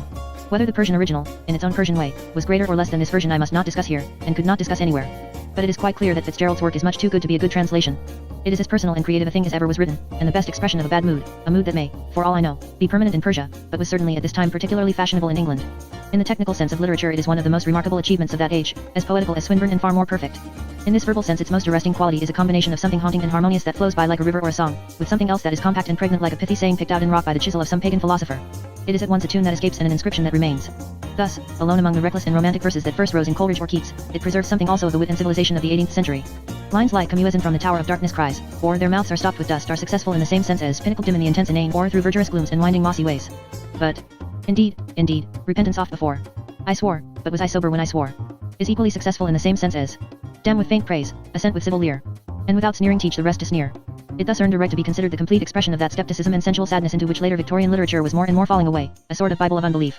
For a cold fit had followed the hot fit of Swinburne, which was of a feverish sort. He had set out to break down without having, or even thinking he had, the rudiments of rebuilding in him, and he effected nothing national even in the way of destruction. The Tennysonians still walked past him as primly as a young lady's school. The Browningites still inked their eyebrows and minds in looking for the lost syntax of Browning, while Browning himself was away looking for God, rather in the spirit of a truant boy from their school looking for birds' nests. The 19th century skeptics did not really shake the respectable world and alter it, as the 18th century skeptics had done, but that was because the 18th century skeptics were something more than skeptics, and believed in Greek tragedies, in Roman laws, in the Republic. The Swinburnian skeptics had nothing to fight for but a frame of mind, and when ordinary English people listened to it, they came to the conclusion that it was a frame of mind they would rather hear about than experience. But these later poets did, so to speak, spread their soul in all the empty spaces. Weaker brethren, disappointed artists, unattached individuals, very young people, were sapped or swept away by these songs, which, so far as any particular sense in them goes, were almost songs without words. It is because there is something which is after all indescribably manly, intellectual, firm about Fitzgerald's way of phrasing the pessimism that he towers above the slope that was tumbling down to the decadence. But it is still pessimism, a thing unfit for a white man, a thing like opium, that may often be a poison and sometimes a medicine, but never a food for us, who are driven by an inner command not only to think but to live, not only to live but to grow, and not only to grow but to build. And, indeed, we see the insufficiency of such sad extremes even in the next name among the major poets. We see the Swinburnian parody of medievalism, the inverted Catholicism of the decadence, struggling to get back somehow on its feet. The aesthetic school had, not quite unjustly, the name of mere dilettanti. But it is fair to say that in the next of them, a workman and a tradesman, we already feel something of that return to real issues leading up to the real revolts that broke up Victorianism at last. In the mere art of words, indeed, William Morris carried much further than Swinburne or Rossetti the mere imitation of stiff medieval ornament. The other medievalists had their modern moments, which were, if they had only known it, much more medieval than their medieval moments. Swinburne could write, "We shall see Bonaparte the bastard kick heels with his throat in a rope."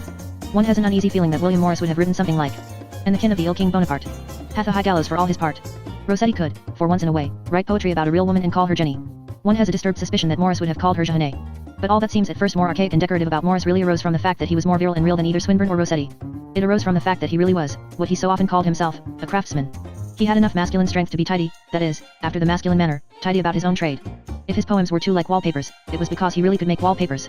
He knew that lines of poetry ought to be in a row, as palings ought to be in a row, and he knew that neither palings nor poetry looks any the worse for being simple or even severe. In a sense Morris was all the more creative because he felt the hard limits of creation as he would have felt them if he were not working in words but in wood, and if he was unduly dominated by the mere conventions of the medievals, it was largely because they were, whatever else they were, the very finest fraternity of free workmen the world is ever likely to see. The very things that were urged against Morris are in this sense part of his ethical importance, part of the more promising and wholesome turn he was half unconsciously giving to the movement of modern art. His hazier fellow socialists blamed him because he made money, but this was at least in some degree because he made other things to make money. It was part of the real and refreshing fact that at last an aesthete had appeared who could make something. If he was a capitalist, at least he was what later capitalists cannot or will not be, something higher than a capitalist, a tradesman. As compared with aristocrats like Swinburne or aliens like Rossetti, he was vitally English and vitally Victorian. He inherits some of that paradoxical glory which Napoleon gave reluctantly to a nation of shopkeepers. He was the last of that nation. He did not go out golfing, like that founder of the artistic shopman, Samuel Richardson. He kept his shop, and his shop kept him. The importance of his socialism can easily be exaggerated. Among other lesser points, he was not a socialist, he was a sort of Dickensian anarchist. His instinct for titles was always exquisite. It is part of his instinct of decoration, for on a page the title always looks important and the printed mass of matter a mere dado under it. And no one had ever nobler titles than the roots of the mountains or the wood at the end of the world. The reader feels he hardly need read the fairy tale because the title is so suggestive. But, when all is said, he never chose a better title than that of his social utopia, News from Nowhere. He wrote it while the last Victorians were already embarked on their bold task of fixing the future of narrating today what has happened tomorrow.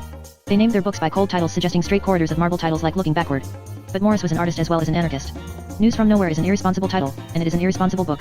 It does not describe the problem solved, it does not describe wealth either wielded by the state or divided equally among the citizens. It simply describes an undiscovered country where everyone feels good-natured all day.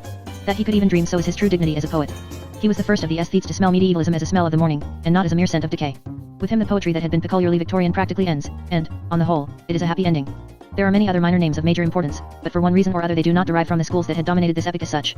Thus Thomson, the author of The City of Dreadful Night, was a fine poet, but his pessimism combined with a close pugnacity does not follow any of the large but loose lines of the Swinburnian age. But he was a great person, he knew how to be democratic in the dark. Thus Coventry Patmore was a much greater person. He was bursting with ideas, like Browning, and truer ideas as a rule. He was as eccentric and florid and Elizabethan as Browning, and often in moods and meters that even Browning was never wild enough to think of. No one will ever forget the first time he read Patmore's hint that the cosmos is a thing that God made huge only to make dirt cheap, just as nobody will ever forget the sudden shout he uttered when he first heard Mrs. Todgers asked for the rough outline of a wooden leg. These things are not jokes, but discoveries. But the very fact that Patmore was, as it were, the Catholic Browning, keeps him out of the Victorian atmosphere as such. The Victorian English simply thought him an indecent sentimentalist, as they did all the hot and humble religious diarists of Italy or Spain. Something of the same fate followed the most powerful of that last Victorian group who were called minor poets. They numbered many other fine artists, notably Mr. William Watson, who is truly Victorian in that he made a manly attempt to tread down the decadence and return to the right reason of Wordsworth. I have not paid the world the evil and the insolent courtesy of offering it my baseness as a gift. But none of them were able even to understand Francis Thompson, his skyscraping humility, his mountains of mystical detail, his occasional and unashamed weakness, his sudden and sacred blasphemies. Perhaps the shortest definition of the Victorian age is that he stood outside it. Chapter 4. The breakup of the compromise. If it be curiously and carefully considered it will, I think, appear more and more true that the struggle between the old spiritual theory and the new material theory in England ended simply in a deadlock, and a deadlock that has endured. It is still impossible to say absolutely that England is a Christian country or a heathen country, almost exactly as it was impossible when Herbert Spencer began to write. Separate elements of both sorts are alive, and even increasingly alive. But neither the believer nor the unbeliever has the impudence to call himself the Englishman. Certainly the great Victorian rationalism has succeeded in doing a damage to religion. It has done what is perhaps the worst of all damages to religion. It has driven it entirely into the power of the religious people. Men like Newman, men like Coventry Patmore, men who would have been mystics in any case, were driven back upon being much more extravagantly religious than they would have been in a religious country. Men like Huxley, men like Kingsley, men like most Victorian men, were equally driven back on being irreligious, that is, on doubting things which men's normal imagination does not necessarily doubt. But certainly the most final and forcible fact is that this war ended like the Battle of Sheriff Muir, as the poet says, they both did fight, and both did beat, and both did run away. They have left to their descendants a treaty that has become a dull torture. Men may believe in immortality, and none of the men know why. Men may not believe in miracles, and none of the men know why. The Christian Church had been just strong enough to check the conquest of her chief citadels. The rationalist movement had been just strong enough to conquer some of her outposts, as it seemed, forever. Neither was strong enough to expel the other, and Victorian England was in a state which some call liberty and some call lockjaw. But the situation can be stated another way. There came a time, roughly somewhere about 1880, when the two great positive enthusiasms of Western Europe had for the time exhausted each other, Christianity and the French Revolution. About that time there used to be a sad and not unsympathetic jest going about to the effect that Queen Victoria might very well live longer than the Prince of Wales. Somewhat in the same way, though the Republican impulse was hardly 100 years old and the religious impulse nearly 2000, yet as far as England was concerned, the old wave and the new seemed to be spent at the same time. On the one hand, Darwin, especially through the strong journalistic genius of Huxley, had won a very widespread though an exceedingly vague victory. I do not mean that Darwin's own doctrine was vague, his was merely one particular hypothesis about how animal variety might have arisen, and that particular hypothesis, though it will always be interesting, is now very much the reverse of secure. But it is only in the strictly scientific world and among strictly scientific men that Darwin's detailed suggestion has largely broken down. The general public impression that he had entirely proved his case, whatever it was early arrived at, and still remains. It was and is hazily associated with the negation of religion. But, and this is the important point, it was also associated with the negation of democracy. The same mid-Victorian muddle-headedness that made people think that evolution meant that we need not admit the supremacy of God, also made them think that survival meant that we must admit the supremacy of men. Huxley had no hand in spreading these fallacies, he was a fair fighter, and he told his own followers, who spoke thus, most emphatically not to play the fool. He said most strongly that his any theory of evolution left the old philosophical arguments for a creator, right or wrong, exactly where they were before. He also said most emphatically that anyone who used the argument of nature against the ideal of justice or an equal law, was as senseless as a gardener who should fight on the side of the ill weeds merely because they grew apace. I wish, indeed, that in such a rude summary as this, I had space to do justice to Huxley as a literary man and a moralist. He had a life taste and talent for the English tongue, which he devoted to the task of keeping Victorian rationalism rational. He did not succeed. As so often happens when a rather unhealthy doubt is in the atmosphere, the strongest words of their great captain could not keep the growing crowds of agnostics back from the most hopeless and inhuman extremes of destructive thought. Nonsense not yet quite dead about the folly of allowing the unfit to survive began to be more and more wildly whispered. Such helpless specimens of advanced thought are, of course, quite as inconsistent with Darwinism as they are with democracy or with any other intelligent proposition ever offered. But these unintelligent propositions were offered, and the ultimate result was this rather important one, that the harshness of utilitarianism began to turn into downright tyranny. That beautiful faith in human nature and in freedom which had made delicate the dry air of John Stuart Mill, that robust, romantic sense of justice which had redeemed even the injustices of Macaulay, all that seemed slowly and sadly to be drying up. Under the shock of Darwinism all that was good in the Victorian rationalism shook and dissolved like dust. All that was bad in it abode and clung like clay. The magnificent emancipation evaporated, the mean calculation remained. One could still calculate in clear statistical tables, how many men lived, how many men died. One must not ask how they lived, for that is politics. One must not ask how they died, for that is religion. And religion and politics were ruled out of all the later Victorian debating clubs, even including the debating club at Westminster. What third thing they were discussing, which was neither religion nor politics, I do not know. I have tried the experiment of reading solidly through a vast number of their records and reviews and discussions, and still I do not know. The only third thing I can think of to balance religion and politics is art, and no one well acquainted with the debates at St. Stephen's will imagine that the art of extreme eloquence was the cause of the confusion. None will maintain that our political masters are removed from us by an infinite artistic superiority in the choice of words. The politicians know nothing of politics, which is their own affair, they know nothing of religion, which is certainly not their affair, it may legitimately be said that they have to do with nothing, they have reached that low and last level where a man knows as little about his own claim, as he does about his enemies. In any case there can be no doubt about the effect of this particular situation on the problem of ethics and science. The duty of dragging truth out by the tail or the hind leg or any other corner one can possibly get hold of, a perfectly sound duty in itself, had somehow come into collision with the older and larger duty of knowing something about the organism and ends of a creature, or, in the everyday phrase, being able to make head or tail of it. This paradox pursued and tormented the Victorians. They could not or would not see that humanity repels or welcomes the railway train, simply according to what people come by it. They could not see that one welcomes or smashes the telephone, according to what words one hears in it. They really seemed to have felt that the train could be a substitute for its own passengers, or the telephone a substitute for its own voice. In any case it is clear that a change had begun to pass over scientific inquiry, of which we have seen the culmination in our own day. There had begun that easy automatic habit, of science as an oiled and smooth-running machine, that habit of treating things as obviously unquestionable, when, indeed, they are obviously questionable. This began with vaccination in the early Victorian age, it extended to the early license of vivisection in its later age, it has found a sort of fitting fool's cap, or crown of crime and folly, in the thing called eugenics. In all three cases the point was not so much that the pioneers had not proved their case, it was rather that, by an unexpressed rule of respectability, they were not required to prove it. This rather abrupt twist of the rationalistic mind in the direction of arbitrary power, certainly weakened the liberal movement from within. And meanwhile it was being weakened by heavy blows from without. There is a week that is the turn of the year, there was a year that was the turn of the century. About 1870 the force of the French Revolution faltered and fell, the year that was everywhere the death of liberal ideas, the year when Paris fell, the year when Dickens died. While the new foes of freedom, the skeptics and scientists, were damaging democracy and ideas, the old foes of freedom, the emperors and the kings, were damaging her more heavily in arms. For a moment it almost seemed that the old Tory Ring of Iron, the Holy Alliance, had recombined against France. But there was just this difference, that the Holy Alliance was now not arguably, but almost avowedly, an unholy alliance. It was an alliance between those who still thought they could deny the dignity of man and those who had recently begun to have a bright hope of denying even the dignity of God. 18th century Prussia was Protestant and probably religious. 19th century Prussia was almost utterly atheist. Thus the old spirit of liberty felt itself shut up at both ends, that which was called progressive and that which was called reactionary, barricaded by Bismarck with blood and iron and by Darwin by blood and bones. The enormous depression which infects many excellent people born about this time, probably has this cause. It was a great calamity that the freedom of Wilkes and the faith of Dr. Johnson fought each other. But it was an even worse calamity that they practically killed each other. They killed each other almost simultaneously, like Herminius and Mamilius. Liberalism, in Newman's sense, really did strike Christianity through headpiece and through head, that is, it did daze and stun the ignorant and ill-prepared intellect of the English Christian. And Christianity did smite liberalism through breastplate and through breast, that is, it did succeed, through arms in all sorts of awful accidents, in piercing more or less to the heart of the utilitarian and finding that he had none.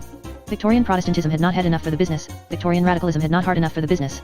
Down fell they dead together, exactly as Macaulay's lay says, and still stood all who saw them fall almost until the hour at which I write. This coincident collapse of both religious and political idealism produced a curious cold air of emptiness and real subconscious agnosticism such as is extremely unusual in the history of mankind. It is what Mr. Wells, with his usual verbal delicacy and accuracy, spoke of as that ironical silence that follows a great controversy. It is what people less intelligent than Mr. Wells meant by calling themselves fin de siècle, though, of course, rationally speaking, there is no more reason for being sad towards the end of 100 years than towards the end of 500 fortnights. There was no arithmetical autumn, but there was a spiritual one. And it came from the fact suggested in the paragraphs above, the sense that man's two great inspirations had failed him together. The Christian religion was much more dead in the 18th century than it was in the 19th century. But the Republican enthusiasm was also much more alive. If their skepticism was cold, and their faith even colder, their practical politics were wildly idealistic, and if they doubted the kingdom of heaven, they were gloriously credulous about the chances of it coming on earth. In the same way the old pagan Republican feeling was much more dead in the feudal darkness of the 11th or 12th centuries, than it was even a century later, but if creative politics were at their lowest, creative theology was almost at its highest point of energy. The modern world, in fact, had fallen between two stools.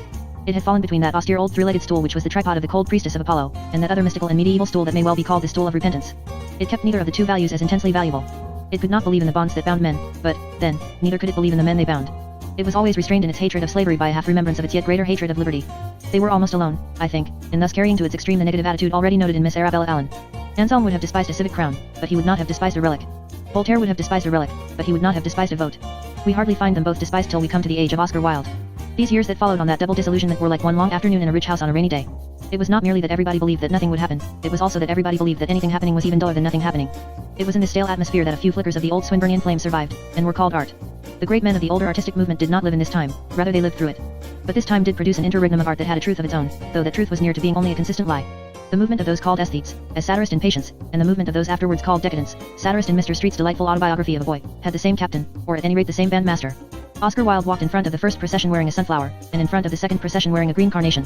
With the aesthetic movement and its more serious elements, ideal elsewhere, but the second appearance of Wilde is also connected with real intellectual influences, largely negative, indeed, but subtle and influential. The mark in most of the arts of this time was a certain quality which those who like it would call uniqueness of aspect, and those who do not like it not quite coming off. I mean the thing meant something from one standpoint, but its mark was that the smallest change of standpoint made it unmeaning and unthinkable a foolish joke. A beggar painted by Rembrandt is as solid as a statue, however roughly he is sketched in, the soul can walk all round him like a public monument. We see he would have other aspects, and that they would all be the aspects of a beggar. Even if one did not admit the extraordinary qualities in the painting, one would have to admit the ordinary qualities in the sitter. If it is not a masterpiece it is a man. But a nocturne by Whistler of Mist on the Thames is either a masterpiece or it is nothing, it is either a nocturne or a nightmare of childish nonsense. Made in a certain mood, viewed through a certain temperament, conceived under certain conventions, it may be, it often is, an unreplaceable poem, a vision that may never be seen again. But the moment it ceases to be a splendid picture it ceases to be a picture at all. Or, again, if Hamlet is not a great tragedy it is an uncommonly good tale. The people and the posture of affairs would still be there even if one thought that Shakespeare's moral attitude was wrong. Just as one could imagine all the other sides of Rembrandt's beggar, so, with the mind's eye, Horatio, one can see all four sides of the castle of Elsinore. One might tell the tale from the point of view of Laertes or Claudius or Polonius or the grave digger, and it would still be a good tale and the same tale. But if we take a play like Pelleas and Melisande, we shall find that unless we grasp the particular fairy thread of thought the poet rather hazily flings to us, we cannot grasp anything whatever. Except from one extreme poetic point of view, the thing is not a play, it is not a bad play, it is a mass of clotted nonsense. One whole act describes the lovers going to look for a ring in a distant cave when they both know they have dropped it down a well. Seen from some secret window on some special side of the soul's turret, this might convey a sense of fairy futility in our human life. But it is quite obvious that unless it called forth that one kind of sympathy, it would call forth nothing but laughter and rotten eggs. In the same play the husband chases his wife with a drawn sword, the wife remarking at intervals I am not gay. Now there may really be an idea in this, the idea of human misfortune coming most cruelly upon the optimism of innocence, that the lonely human heart says, like a child at a party, I am not enjoying myself as I thought I should. But it is plain that unless one thinks of this idea, and of this idea only, the expression is not in the least unsuccessful pathos, it is very broad and highly successful farce. Maeterlinck and the Decadents, in short, may fairly boast of being subtle, but they must not mind if they are called narrow. This is the spirit of Wilde's work and of most of the literary work done in that time and fashion. It is, as Mr. Arthur Symons said, an attitude, but it is an attitude in the flat, not in the round, not a statue, but the cardboard king in a toy theater, which can only be looked at from the front. In Wilde's own poetry we have particularly a perpetually toppling possibility of the absurd, a sense of just falling too short or just going too far. Plant lilies at my head has something wrong about it, something silly that is not therein. And put a greystone at my head. In the old ballad. But even where Wilde was right, he had a way of being right with this excessive strain on the reader's sympathy, and gravity, which was the mark of all these men with a point of view. There is a very sound sonnet of his in which he begins by lamenting mere anarchy, as hostile to the art and civilization that were his only gods, but ends by saying, and yet, these Christs that die upon the barricades. God knows that I am with them in some ways. Now that is really very true, that is the way a man of wide reading and worldly experience, but not ungenerous impulses, does feel about the mere fanatic, who is at once a nuisance to humanity and an honor to human nature. Yet who can read that last line without feeling that Wilde is poised on the edge of a precipice of bathos, that the phrase comes very near to being quite startlingly silly. It is as in the case of Maeterlinck, let the reader move his standpoint 1 inch nearer the popular standpoint, and there is nothing for the thing but harsh, hostile, unconquerable mirth. Somehow the image of Wilde lolling like an elegant leviathan on a sofa, and saying between the whiffs of a scented cigarette that martyrdom is martyrdom in some respects, has seized on and mastered all more delicate considerations in the mind. It is unwise in a poet to goad the sleeping lion of laughter. In less dexterous hands the decadent idea, what there was of it, went entirely to pieces, which nobody has troubled to pick up. Oddly enough, unless this be always the nemesis of excess, it began to be insupportable in the very ways in which it claimed specially to be subtle and tactful, in the feeling for different art forms, in the welding of subject and style, in the appropriateness of the epithet and the unity of the mood. Wilde himself wrote some things that were not immorality, but merely bad taste, not the bad taste of the conservative suburbs, which merely means anything violent or shocking, but real bad taste, as in a stern subject treated in a florid style, an overdressed woman at a supper of old friends, or a bad joke that nobody had time to laugh at. This mixture of sensibility and coarseness in the man was very curious, and I for one cannot endure, for example, his sensual way of speaking of dead substances, satin, or marble or velvet, as if he were stroking a lot of dogs and cats. But there was a sort of power or at least weight in his coarseness. His lapses were those proper to the one good thing he really was, an Irish swashbuckler, a fighter. Some of the Roman emperors might have had the same luxuriousness and yet the same courage. But the later decadents were far worse, especially the decadent critics, the decadent illustrators, there were even decadent publishers. And they utterly lost the light and reason of their existence, they were masters of the clumsy and the incongruous. I will take only one example. Aubrey Beardsley may be admired as an artist or no, he does not enter into the scope of this book. But it is true that there is a certain brief mood, a certain narrow aspect of life, which he renders to the imagination rightly. It is mostly felt under white, deathly lights in Piccadilly, with the black hollow of heaven behind shiny hats or painted faces, a horrible impression that all mankind are masks. This being the thing Beardsley could express, and the only thing he could express, it is the solemn and awful fact that he was set down to illustrate Mallory's Morte d'Arthur. There is no need to say more. Taste, in the artist's sense, must have been utterly dead. They might as well have employed Burne-Jones to illustrate Martin Chuzzlewit. It would not have been more ludicrous than putting this portrayer of evil puppets, with their thin lines like wire and their small faces like perverted children's, to trace against the grand barbaric forests the sin and the sorrow of Lancelot. To return to the chief of the decadents, I will not speak of the end of the individual story, there was horror and there was expiation. And, as my conscience goes at least, no man should say one word that could weaken the horror or the pardon. But there is one literary consequence of the thing which must be mentioned, because it bears us on to that much breezier movement which first began to break in upon all this ghastly idleness. I mean the socialist movement. I do not mean De Profundis, I do not think he had got to the real depths when he wrote that book. I mean the one real thing he ever wrote, The Ballad of Reading Gaol, in which we hear a cry for common justice and brotherhood very much deeper, more democratic, and more true to the real trend of the populace today, than anything the socialists ever uttered even in the boldest pages of Bernard Shaw. Before we pass on to the two expansive movements in which the Victorian age really ended, the accident of a distinguished artist is available for estimating this somewhat cool and sad afternoon of the epic at its purest, not in lounging pessimism or luxurious aberrations, but in earnest skill and a high devotion to letters. This change that had come, like the change from a golden sunset to a grey twilight, can be very adequately measured if we compare the insight and intricacy of Meredith with the insight and intricacy of Mr. Henry James. The characters of both are delicate and indisputable, but we must all have had a feeling that the characters in Meredith are gods, but that the characters in Henry James are ghosts. I do not mean that they are unreal, I believe in ghosts. So does Mr. Henry James. He has written some of his very finest literature about the little habits of these creatures. He is in the deep sense of a dishonored word, a spiritualist if ever there was one. But Meredith was a materialist as well. The difference is that a ghost is a disembodied spirit, while a god, to be worth worrying about, must be an embodied spirit. The presence of soul and substance together involves one of the two or three things which most of the Victorians did not understand, the thing called a sacrament. It is because he had a natural affinity for this mystical materialism that Meredith, in spite of his affectations, is a poet, and, in spite of his Victorian agnosticism, or ignorance, is a pious pagan and not a mere pantheist. Mr. Henry James is at the other extreme. His thrill is not so much in symbol or mysterious emblem as in the absence of interventions and protections between mind and mind. It is not mystery, it is rather a sort of terror at knowing too much. He lives in glass houses, he is akin to Maeterlinck and a feeling of the nakedness of souls. None of the Meredithian things, wind, or wine or sex or stark nonsense, ever gets between Mr. James and his prey. But the thing is a deficiency as well as a talent, we cannot but admire the figures that walk about in his afternoon drawing rooms, but we have a certain sense that they are figures that have no faces. For the rest, he is most widely known, or perhaps only most widely chaffed, because of a literary style that lends itself to parody and is a glorious feast for Mr. Max Beerbohm. It may be called the hampered, or obstacle race style, in which one continually trips over commas and relative clauses, and where the sense has to be perpetually qualified lest it should mean too much. But such satire, however friendly, is in some sense unfair to him, because it leaves out his sense of general artistic design, which is not only high, but bold. This appears, I think, most strongly in his short stories. In his long novels the reader, or at least one reader, does get rather tired of everybody treating everybody else in a manner which in real life would be an impossible intellectual strain. But in his short studies there is the unanswerable thing called real originality, especially in the very shape and point of the tale. It may sound odd to compare him to Mr. Rudyard Kipling, but he is like Kipling and also like Wells in this practical sense, that no one ever wrote a story at all like The Mark of the Beast, no one ever wrote a story at all like A Kink in Space, and in the same sense no one ever wrote a story like The Great Good Place. It is alone in order and species, and it is masterly. He struck his deepest note in that terrible story, The Turn of the Screw, and though there is in the heart of that horror a truth of repentance and religion, it is again notable of the Victorian writers that the only supernatural note they can strike assuredly is the tragic and almost the diabolic. Only Mr. Max Beerbohm has been able to imagine Mr. Henry James writing about Christmas. Now upon this interregnum, this cold and brilliant waiting room which was Henry James at its highest and Wilde at its worst, there broke in two positive movements, largely honest though essentially unhistoric and profane, which were destined to crack up the old Victorian solidity past repair. The first was Bernard Shaw and the Socialists, the second was Rudyard Kipling and the Imperialists. I take the Socialists first not because they necessarily came so in order of time, but because they were less the note upon which the epic actually ended. William Morris, of whom we have already spoken, may be said to introduce the Socialists, but rather in a social sense than a philosophical. He was their friend, and in a sort of political way, their father, but he was not their founder, for he would not have believed a word of what they ultimately came to say. Nor is this the conventional notion of the old man not keeping pace with the audacity of the young. Morris would have been disgusted not with the wildness, but the tameness of our tidy Fabians. He was not a socialist, but he was a revolutionist. He didn't know much more about what he was, but he knew that. In this way, being a full-blooded fellow, he rather repeats the genial sulkiness of Dickens. And if we take this fact about him first, we shall find it a key to the whole movement of this time. For the one dominating truth which overshadows everything else at this point is a political and economic one. The industrial system, run by a small class of capitalists on a theory of competitive contract, had been quite honestly established by the early Victorians and was one of the primary beliefs of Victorianism. The industrial system, so run, had become another name for hell. By Morris's time and ever since, England has been divided into three classes: knaves, fools, and revolutionists. History is full of forgotten controversies, and those who speak of socialism now have nearly all forgotten that for some time it was an almost equal fight between socialism and anarchism for the leadership of the exodus from capitalism. It is here that Herbert Spencer comes in logically, though not chronologically, also that much more interesting man, Auburn Herbert. Spencer has no special place as a man of letters, and a vastly exaggerated place as a philosopher. His real importance was that he was very nearly an anarchist. The indefinable greatness there is about him after all, in spite of the silliest and smuggest limitations, is in a certain consistency and completeness from his own point of view.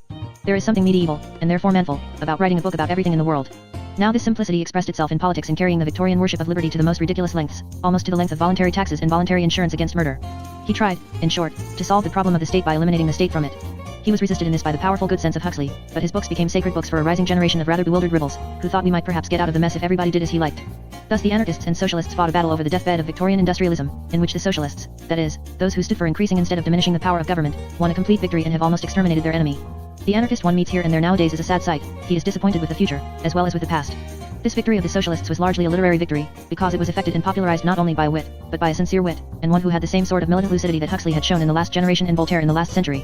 A young Irish journalist, impatient of the impoverished Protestantism and liberalism to which he had been bred, came out as the champion of socialism not as a matter of sentiment, but as a matter of common sense. The primary position of Bernard Shaw towards the Victorian age may be roughly summarized thus: the typical Victorian said coolly, "Our system may not be a perfect system, but it works." Bernard Shaw replied, even more coolly, "It may be a perfect system, for all I know or care. But it does not work." He in a society called the Fabians, which once exercised considerable influence, followed this shrewd and sound strategic hint to avoid mere emotional attack on the cruelty of capitalism, and to concentrate on its clumsiness, its ludicrous incapacity to do its own work. This campaign succeeded, in the sense that while, in the educated world, it was the socialist who looked the fool at the beginning of that campaign, it is the anti-socialist who looks the fool at the end of it. But while it won the educated classes, it lost the populace forever. It dried up those springs of blood and tears out of which all revolt must come if it is to be anything but bureaucratic readjustment. We began this book with the fires of the French Revolution still burning, but burning low. Bernard Shaw was honestly in revolt in his own way, but it was Bernard Shaw who trod out the last ember of the Great Revolution. Bernard Shaw proceeded to apply to many other things the same sort of hilarious realism which he thus successfully applied to the industrial problem. He also enjoyed giving people a piece of his mind, but a piece of his mind was a more appetizing and less raw-looking object than a piece of Hardy's. There were many modes of revolt growing all around him. Shaw supported them and supplanted them. Many were pitting the realism of war against the romance of war. They succeeded in making the fight dreary and repulsive, but the book dreary and repulsive too. Shaw, in Arms, and The Man, did manage to make war funny as well as frightful. Many were questioning the right of revenge or punishment, but they wrote their books in such a way that the reader was ready to release all mankind if he might revenge himself on the author. Shaw, in Captain Brassbound's Conversion, really showed at its best the merry mercy of the pagan, that beautiful human nature that can neither rise to penance nor sink to revenge. Many had proved that even the most independent incomes drank blood out of the veins of the oppressed, but they wrote it in such a style that their readers knew more about depression than oppression. In Widowers' Houses Shaw very nearly, but not quite, succeeded in making a farce out of statistics. And the ultimate utility of his brilliant interruption can best be expressed in the very title of that play. When ages of essential European ethics have said widows' houses, it suddenly occurs to him to say, but what about widowers' houses? There is a sort of insane equity about it which was what Bernard Shaw had the power to give, and gave. Out of the same social ferment arose a man of equally unquestionable genius, Mr. H. G. Wells. His first importance was that he wrote great adventure stories in the new world the men of science had discovered. He walked on a round slippery world as boldly as Ulysses or Tom Jones had worked on a flat one. Cyrano de Bergerac or Baron Munchausen, or other typical men of science, had treated the moon as a mere flat silver mirror in which man saw his own image, the man in the moon. Wells treated the moon as a globe, like our own, bringing forth monsters as moonish as we are earthy. The exquisitely penetrating political and social satire he afterwards wrote belongs to an age later than the Victorian. But because, even from the beginning, his whole trend was socialist, it is right to place him here. While the old Victorian ideas were being disturbed by an increasing torture at home, they were also intoxicated by a new romance from abroad. It did not come from Italy with Rossetti and Browning, or from Persia with Fitzgerald, but it came from countries as remote, countries which were, as the simple phrase of that period ran, painted red on the map. It was an attempt to reform England through the newer nations, by the criticism of the forgotten colonies, rather than of the forgotten classes. Both socialism and imperialism were utterly alien to the Victorian idea. From the point of view of a Victorian aristocrat like Palmerston, socialism would be the cheek of gutter snipes, imperialism would be the intrusion of cads. But cads are not alone concerned. Broadly, the phase in which the Victorian epoch closed was what can only be called the imperialist phase. Between that and us stands a very individual artist who must nevertheless be connected with that phase. As I said at the beginning, Macaulay, or, rather, the mind Macaulay shared with most of his powerful middle class, remains as a sort of pavement or flat foundation under all the Victorians. They discussed the dogmas rather than denied them. Now one of the dogmas of Macaulay was the dogma of progress. A fair statement of the truth in it is not really so hard. Investigation of anything naturally takes some little time. It takes some time to sort letters so as to find a letter. It takes some time to test a gas bracket so as to find the leak. It takes some time to sift evidence so as to find the truth. Now the curse that fell on the later Victorians was this, that they began to value the time more than the truth. One felt so secretarial when sorting letters that one never found the letter, one felt so scientific in explaining gas that one never found the leak, and one felt so judicial, so impartial, in weighing evidence that one had to be bribed to come to any conclusion at all. This was the last note of the Victorians. Procrastination was called progress. Now if we look for the worst fruits of this fallacy we shall find them in historical criticism. There is a curious habit of treating anyone who comes before a strong movement as the forerunner of that movement. That is, he is treated as a sort of slave running in advance of a great army. Obviously, the analogy really arises from St. John the Baptist, for whom the phrase forerunner was rather peculiarly invented. Equally obviously, such a phrase only applies to an alleged or real divine event, otherwise the forerunner would be a founder. Unless Jesus had been the Baptist's God, he would simply have been his disciple. Nevertheless, the fallacy of the forerunner has been largely used in literature. Thus men will call a universal satirist like Langland a morning star of the Reformation, or some such rubbish, whereas the Reformation was not larger, but much smaller than Langland. It was simply the victory of one class of his foes, the greedy merchants, over another class of his foes, the lazy abbots. In real history this constantly occurs, that some small movement happens to favor one of the million things suggested by some great man, whereupon the great man is turned into the running slave of the small movement. Thus certain sectarian movements borrowed the sensationalism without the sacramentalism of Wesley. Thus certain groups of decadents found it easier to imitate De Quincey's opium than his eloquence. Unless we grasp this plain common sense, that you or I are not responsible for what some ridiculous sect 100 years hence may choose to do with what we say, the peculiar position of Stevenson in later Victorian letters cannot begin to be understood. For he was a very universal man, and talked some sense not only on every subject, but, so far as it is logically possible, in every sense. But the glaring deficiencies of the Victorian compromise had by that time begun to gape so wide that he was forced, by mere freedom of philosophy and fancy, to urge the neglected things. And yet this very urgency certainly brought on an opposite fever, which he would not have liked if he had lived to understand it. He liked Kipling, though with many healthy hesitations, but he would not have liked the triumph of Kipling, which was the success of the politician and the failure of the poet. Yet when we look back up the false perspective of time, Stevenson does seem in a sense to have prepared that imperial and downward path. I shall not talk here, any more than anywhere else in this book, about the sedulous business. No man ever wrote as well as Stevenson who cared only about writing. Yet there is a sense, though a misleading one, in which his original inspirations were artistic rather than purely philosophical. To put the point in that curt covenanting way which he himself could sometimes command, he thought it immoral to neglect romance. The whole of his real position was expressed in that phrase of one of his letters: our civilization is a dingy ungentlemanly business, it drops so much out of a man. On the whole he concluded that what had been dropped out of the man was the boy. He pursued pirates as Defoe would have fled from them, and summed up his simplest emotions in that touching cri to cur shall we never shed blood. He did for the penny dreadful what Coleridge had done for the penny ballad. He proved that, because it was really human, it could really rise as near to heaven as human nature could take it. If Thackeray is our youth, Stevenson is our boyhood, and though this is not the most artistic thing in him, it is the most important thing in the history of Victorian art. All the other fine things he did were, for curious reasons, remote from the current of his age. For instance, he had the good as well as the bad of coming from a Scotch Calvinist's house. No man in that age had so healthy an instinct for the actuality of positive evil. In the Master of Ballantrae he did prove with a pen of steel, that the devil is a gentleman but is none the less the devil. It is also characteristic of him, and of the revolt from Victorian respectability in general, that his most blood and thunder sensational tale is also that which contains his most intimate and bitter truth. Dr. Jekyll and Mr. Hyde is a double triumph. It has the outside excitement that belongs to Conan Doyle with the inside excitement that belongs to Henry James. Alas, it is equally characteristic of the Victorian time that while nearly every Englishman has enjoyed the anecdote, hardly one Englishman has seen the joke, I mean the point. You will find 20 allusions to Jekyll and Hyde in a day's newspaper reading. You will also find that all such allusions suppose the two personalities to be equal, neither caring for the other. Or more roughly, they think the book means that man can be cloven into two creatures, good and evil. The whole stab of the story is that man can't, because while evil does not care for good, good must care for evil. Or, in other words, man cannot escape from God, because good is the God in man, and insists on omniscience. This point, which is good psychology and also good theology and also good art, has missed its main intention merely because it was also good storytelling. If the rather vague Victorian public did not appreciate the deep and even tragic ethics with which Stevenson was concerned, still less were they of a sort to appreciate the French finish and fastidiousness of his style, in which he seemed to pick the right word up on the point of his pen, like a man playing spillikins. But that style also had a quality that could be felt, it had a military edge to it, an aces, and there was a kind of swordsmanship about it. Thus all the circumstances led, not so much to the narrowing of Stevenson to the romance of the fighting spirit, but the narrowing of his influence to that romance. He had a great many other things to say, but this was what we were willing to hear, a reaction against the gross contempt for soldiering which had really given a certain Chinese deadness to the Victorians. Yet another circumstance thrust him down the same path, and in a manner not wholly fortunate. The fact that he was a sick man immeasurably increases the credit to his manhood in preaching a sane levity and pugnacious optimism. But it also forbade him full familiarity with the actualities of sport, war, or comradeship, and here and there his note is false in these matters, and reminds one, though very remotely, of the mere provincial bully that Henley sometimes sang to be. For Stevenson had at his elbow a friend, an invalid like himself, a man of courage and stoicism like himself, but a man in whom everything that Stevenson made delicate and rational became unbalanced and blind.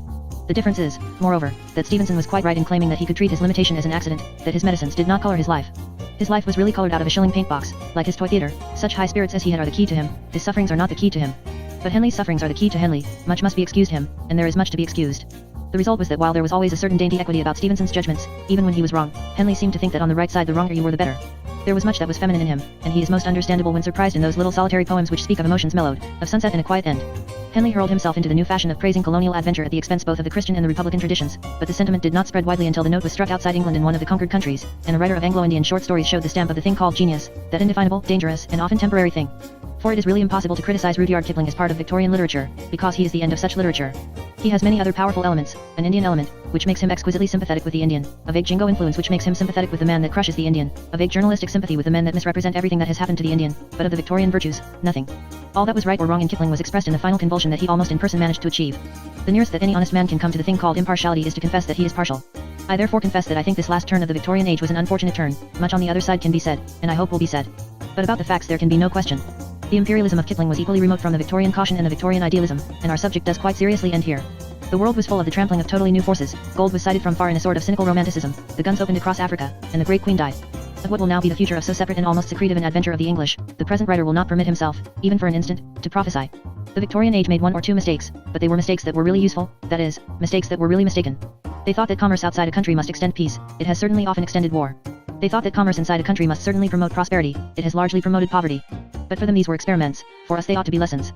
If we continue the capitalist use of the populace, if we continue the capitalist use of external arms, it will lie heavy on the living. The dishonor will not be on the dead.